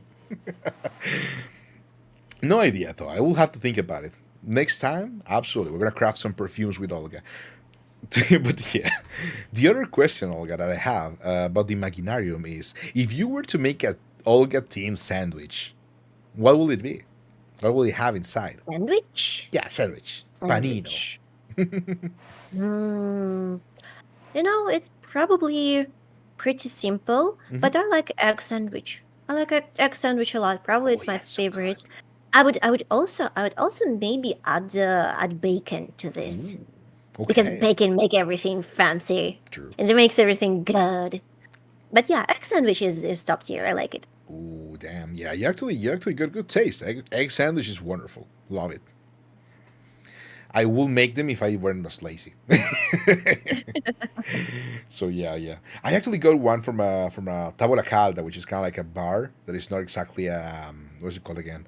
Not exactly a restaurant. It's kind of like just they have like Hmm. things they prepare in the morning and they just kind of like heat them up. An egg sandwich was the worst I have ever had in my entire life. It was €7. It had less than an egg inside, and it was so stiff and old. It was terrible. I hated it. Worst seven Oof. euros. Yeah, that Uh, hurts. yeah, a lot. So we're gonna get out of the imaginarium sphere, right? And we're gonna get into the more, I would say, close to the soul. We're gonna go with those questions that are a little bit more touching. So, for example, do you have a fun interaction that really touched you or made you smile? I think it's overall. Mm-hmm. It's understanding that people who support me, who stayed with me, spent so much time with me, it's exactly the people who helped me to be better at speaking. Mm-hmm. And it probably wouldn't happen without their support, their time. And I feel very grateful for this because the time is a thing that you never able to get back, and spending Yeah. time with someone is very valuable. 100% agree with that. Thank you for sharing it as well. I mean, time is kind of like the only thing that we really have. In this world, time is the only thing that is truly ours. So being able to share with others means that there's a lot of support and a lot of good feelings in there. Totally agree with that. 100%. Um, so let me go through the other question that I want to ask you is on the funnier side, what is a chat inside joke that you have or that you have noticed is growing more popular? Oh, it's Olga. It's Olga. It's funny. I like it. I like it because come on, I'm a hag, and it's a funny edit of the first name, and maybe it's something cool to rebrand. I'm still thinking about this. That's cool. I like it. Fair, fair. Ich You know, bin. like Baba Yaga. I don't know, Baba Olga. It's Why been not? 84 years. Fair, but that's pretty cool. It is indeed a funny joke. Um, let's see. So this is another one that I think I have already gotten a little bit of an answer. But if you want, the question is here, and it is made to be answered. What is one thing you want your viewers to take away from your streams, even if it's something small? Take away in what meaning? Kind of like a little bit of an inspiration, or a little bit of a boost in their day, or kind of like a little bit of a sensation. Like when you, for example, I watch your stream and I take away, oh man, such a cozy atmosphere, and I feel a little bit healed. Some people have said, oh, I want them to take away smiles, or they want them to leave their worries in the channel so they can be a little bit relieved. Oh, You know? I see, I see. Yeah, probably it's ability to spend time relaxed without being disturbed, without being worried, because the whole world is disturbing. The whole world is alarming. There's constant something happening, and being capable of just sitting down, yapping, and just doing something simple. It's good. It's almost healing nowadays because doom scrolling and all of this stuff, the speed of information is very problematic nowadays, and it actually makes mental health more complicated, let's say, supporting the mental health of people. So I think the ability to detach from the from the steam of the news and just start being focused on something simple, enjoying something simple, is important in some way. Totally agree. That's a very nice feeling. Let's see. Uh, on the other hand, I have noticed myself. So it's part of it's a question, but it's also something I have noticed dropping by. That you have such a, as you were saying, explaining as well from this question you answered just now, that you have a strong connection with the fan base and with the chat and with the little community that is creating around. But how do you feel about it? I feel really good about this, and I feel pretty proud of people that connected to me because, I would be crucified for saying this in the VTuber world. I think that the classic GFE experience is a form of abuse, mutual abuse, I would even Yeah. say, because both sides ends up suffering, being unhappy, and you know from one side you have people who are even more vulnerable, and from other side you see another person who have some needs that would be like attention, approval, and both sides getting something as sort of sublimation, but it's sublimation. It's not really heal you, it's not really fulfilling you, it's making you more dependent. And probably I'm proud of the fact that I'm not developing this thing, and I'm not developing it very intentionally, because I think that it's emotionally prisoning people. Because, yeah, have a tendency to attach is very normal, it's human, but keeping it in the temperature and the direction that would stay healthy is also really important. Yeah, totally agree with that. I mean, in a certain way, as you were saying, it is completely natural to develop a little bit of a, I would say, social incline towards people, especially because streaming and content creation has become such a big thing in society nowadays, and it's kind of like a more closer experience to what we used to when we grew up, right? With like cartoons or with movies, where people already had like, kind of like got their own ideas of what is going on, right? With people getting their own parasocially with actors or actresses, right, and stuff like that. So it is even more easy to go into that slippery slope on the content creation world because Yep. you're being supported by people and you are creating a little bit of a passing time together. As we were saying, time is very important, so it's normal to kind of like go through that. But is the abuse, like the overextension of the trust that people give you, that actually ends up being the evil, mean part. Like when you're kind of like I abusing. mean, it could be abusive from both sides, Yeah, by yeah, the of way. course, of Not course. from not from one side, from both sides. So I would say you often see it one side, but I say it often ends up being bad for both sides. Oh yeah. So I think it's just have a tendency to be unhealthy, and it's not what I like. It's not what I wish for people. No, no, it's true. I mean, you also said it like very clearly. Is from both sides as well. Like sometimes people can, like a streamer can feel insecure of, maybe a little bit of an overextending chatter that they don't know how to handle because they are also kind of like supporting, and it's kind of like a little bit complex, especially in the beginning. But remember, we also talked this about this earlier with Olga. There is boundaries, chat. There is always boundaries. As long as everyone treats each other with respect and we respect our boundaries, everyone is happy and everyone gets to win and have a fun time together. Boundary is important. Absolutely. So, another question that I have, right, is how would you like to see your chat grow and what are your goals for your community?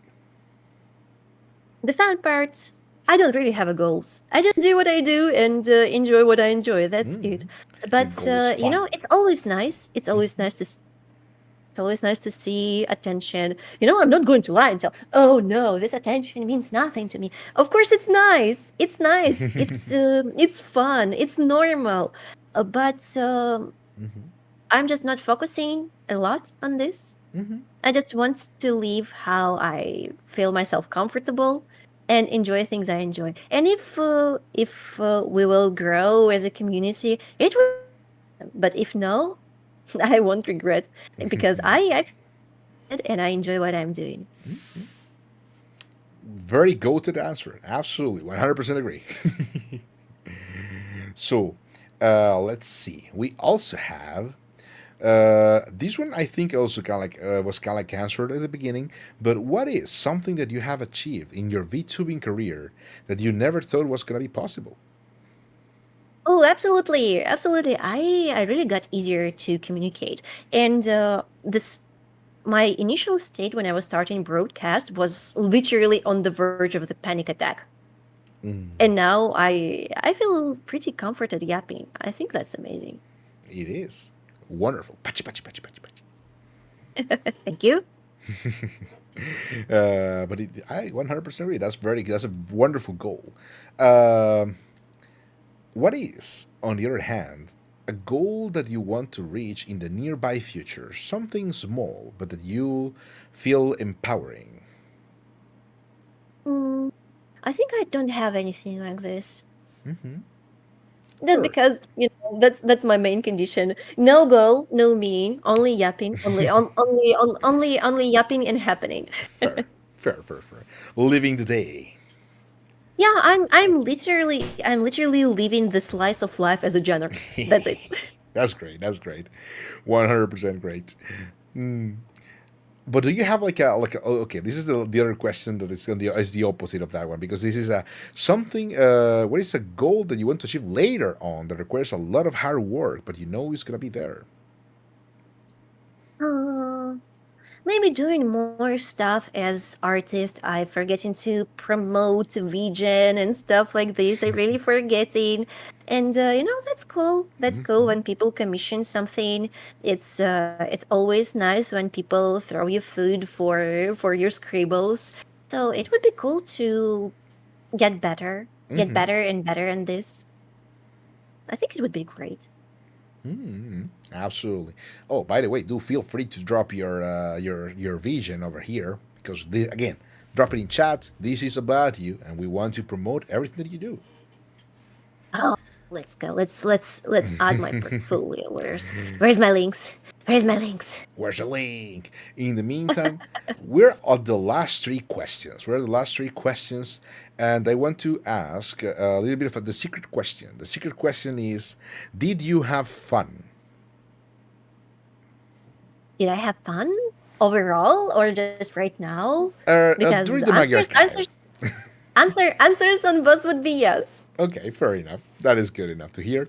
Yeah, it's kind of like a little bit how can I say it? A trick question to the guest, right? Like, do you have fun? You have to say it live, so no one will understand that I am pointing a gun at you right now. You have to Yeah, say that's why no. you It's a hold it. trick. That's why you hold in your arms mostly below. Yeah. Yeah, I have to pass the gun around. See, no gun in this hand, no gun in this hand either.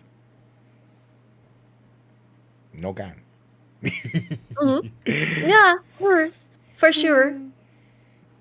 Arms above the table. You cannot have me. Absolutely. Absolutely no gun. Absolutely no gun. Nothing. Nothing. See chat. No, I'm not pointing again. Right? No, no, me? I'm Italian. Please, I will never point a gun to anyone. Real for Right? real. For real, for real. Oh, it's true. I didn't get to show some love like even once. I forgot to do it.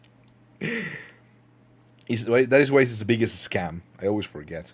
You have Goku in your hand when you leave your model's left one, which is okay. True. Can I get it? No, I don't. I don't think I can get it in my hand. Megino Soprano. I will make you an offer you cannot refuse. You come over to the Magister's archive and insult my hair. No. So, everyone, check out Olga's Vision, or I will murder you. Do it right now. So, let's see. This question is pretty much similar to the question that is about people taking from your streams, but it's a little bit more, I would say, abstract, if you will pass me the term, and is what is something you hope to inspire in others? Well-being. I think overall well-being, because it took me a lot of time and a lot of effort to work on it and improve it for myself. And as a person, I know that it is possible. So I want people to take care of their well-being. I want people be happy. I want people touch grass, make family, and live a good life. Fair enough. That's pretty nice. Pretty wholesome as well. Now, the other secret question that I have is if you want to start preparing, because we're almost closing towards the end, would you care to choose a target for the raid? Because the guest gets to pick up the raid. The raidee? We're the raiders. Oh, I need to find the victim for us. Yeah, absolutely. I need As, to find the victim for us. you have the time. So, also the next question is what is an image you aspire to be or to reach? It doesn't have to be realistic. It's kind of like, one of those things that we use as a representation of what we want to be. Like, I want to be like Uncle Iroh. Honestly, I just want to be more productive overall. I working on it, but I still notice things to improve. I still notice things to do better, probably as any other person. But still, I probably aspire to be more about well-being as a general things and taking care of yourself, because I see so many people who not take care of themselves and they're silly, and you will always want to wake them up. You always want them to shake them and tell, hey, wake up, wake up. And I think it's important. Fair, true. Very real. I was saying, me, I don't take care of myself. I should do it. It's getting better. It's getting better. Okay, and the last question of the Magister's Archive. Once again, thank you for joining the Magister's Archive. Olga. It's been fantastic having you. It's been wonderful. A very nice conversation. The definition, the true definition of cozy, and Oh, thank you for having me. yeah, thank you It for was joining. fun. It was great for me personally. I had a blast, and I am not pointing again at you to say the same. So the last question is, What is a future project or stream that you're excited about that you can't wait to share with your viewers? It Hmm. is the time to promote whatever you want to promote. I don't think that I have anything big plans, because I'm working like on my small commission stuff and things like this. But it's probably the only thing I can call the project or something like this. I can tell, oh look, I'm doing this, because other stuff I'm just streaming time to time, and I'm enjoying puzzles and yapping, and that's it. I'm pretty silly about this, I guess. Fair, fair, fair. That is still, that is, as I was saying, that is part of your aura. So it's cool. It's the cool part. Definitely. So once again, thank you. Thank you for being here. Thank you for everyone who managed to stick by, and thank you for all the things. I'm so sorry once again for the little technical difficulties. I'm going to do my very best to join the VODs together, and at that point, I may also end up doing the editing that we were talking about due to the technical issues. Yeah, Um, everything started today from a warp storm that not allowed me to properly transfer my 3D image, and that's why I ended up being with Fugi. And I was like, wait, maybe I would record on my end to just video on me on a green screen. So maybe it would help. And I was like, okay, maybe we would just edit it together. And see, here it is. We're gonna edit it anyway, so maybe we will do it even this way. So that's cool. That's cool. is the magical magic of magic. I was gonna say something, but I forgot. When two two different scuffs collide, and it unscuffed each other at the result. That is so good. Yeah, that's the line I'm stealing. But yeah, about trade target, I would say like anyone. Let's trade anyone from our friends. Anyone who live. I just. I'm always like a kid in a candy shop. I always struggle to find someone to raid because I don't know. Maybe it's stupid. I always feel guilty for picking only one. It's so You know, in order to save myself from that, I usually leave it to fate. I have a command that is a exclamation mark D20, so I roll a die. Uh-huh. So I usually go for Oh, gambling. that's cool. Let's gamble. Let's gamba. We love gambling. Exactly, but you have to pick at least a couple because usually the way that I do is either odds or evens. Or our friends live. Our friends live. Just open our friends live and just No, put I mean them. I see Put them everyone. on. I see everyone, but you have to tell me at least two people. At least two. Yes. I see so many. Okay. I see Gob, I see Maug, I see who is also alive. I see Sun, by the way, Satisfactory. Who else? Who else? Let me refresh the page. I see Churl. I see so many people. I see many people, by the way.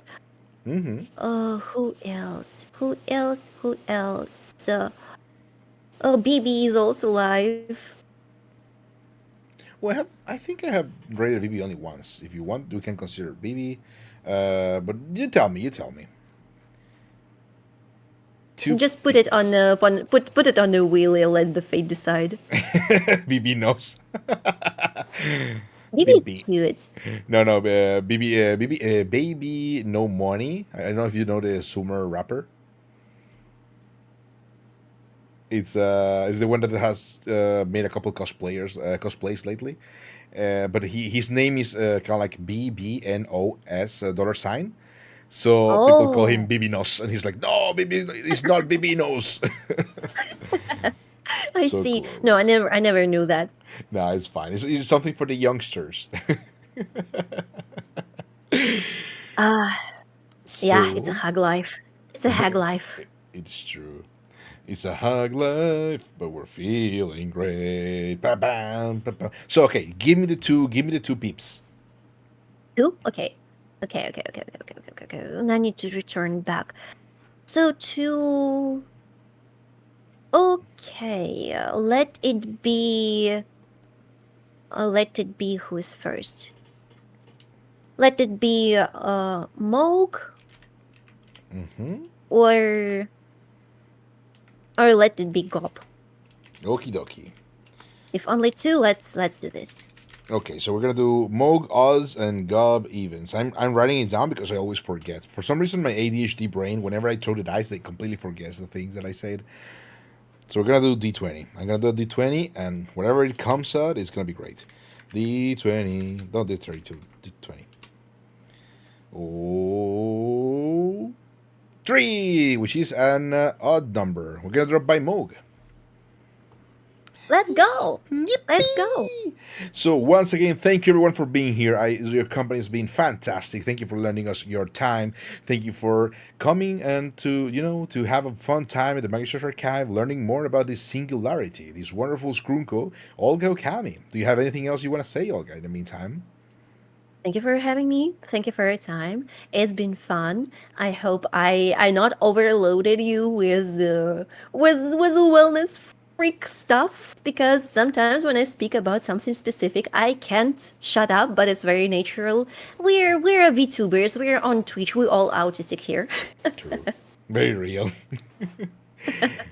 I got my diagnosis a couple years ago. Ouch, don't throw a chair at me. But yeah, see ya, mate. Absolutely. Thank you for being here, Dino Detective Hours, indeed. And thank you for the stream, boss. Thanks to you for the company and the support. And also for the raid, once again. So before we go and yolt, remember to follow Olga if you don't do that already, or I will murder you and personally burn your dog and your house. That sounds very motivating. That's what I call a real call to action, you know? Exactly. Listen, I am evil here, right? I'm the villain number one. Thank you for the shout outs, and yeah, if you want to be a villain number one, we're gonna raid right now. 20 seconds? No, we're raiding right now. Thank you once again. See you tomorrow for the collab with everyone on Repo. Yippee! I hope you had a fantastic time, and I'm sorry for the scuff, but I'm not really sorry. See you. Bye bye bye bye bye bye. Bye. Bye bye bye bye bye.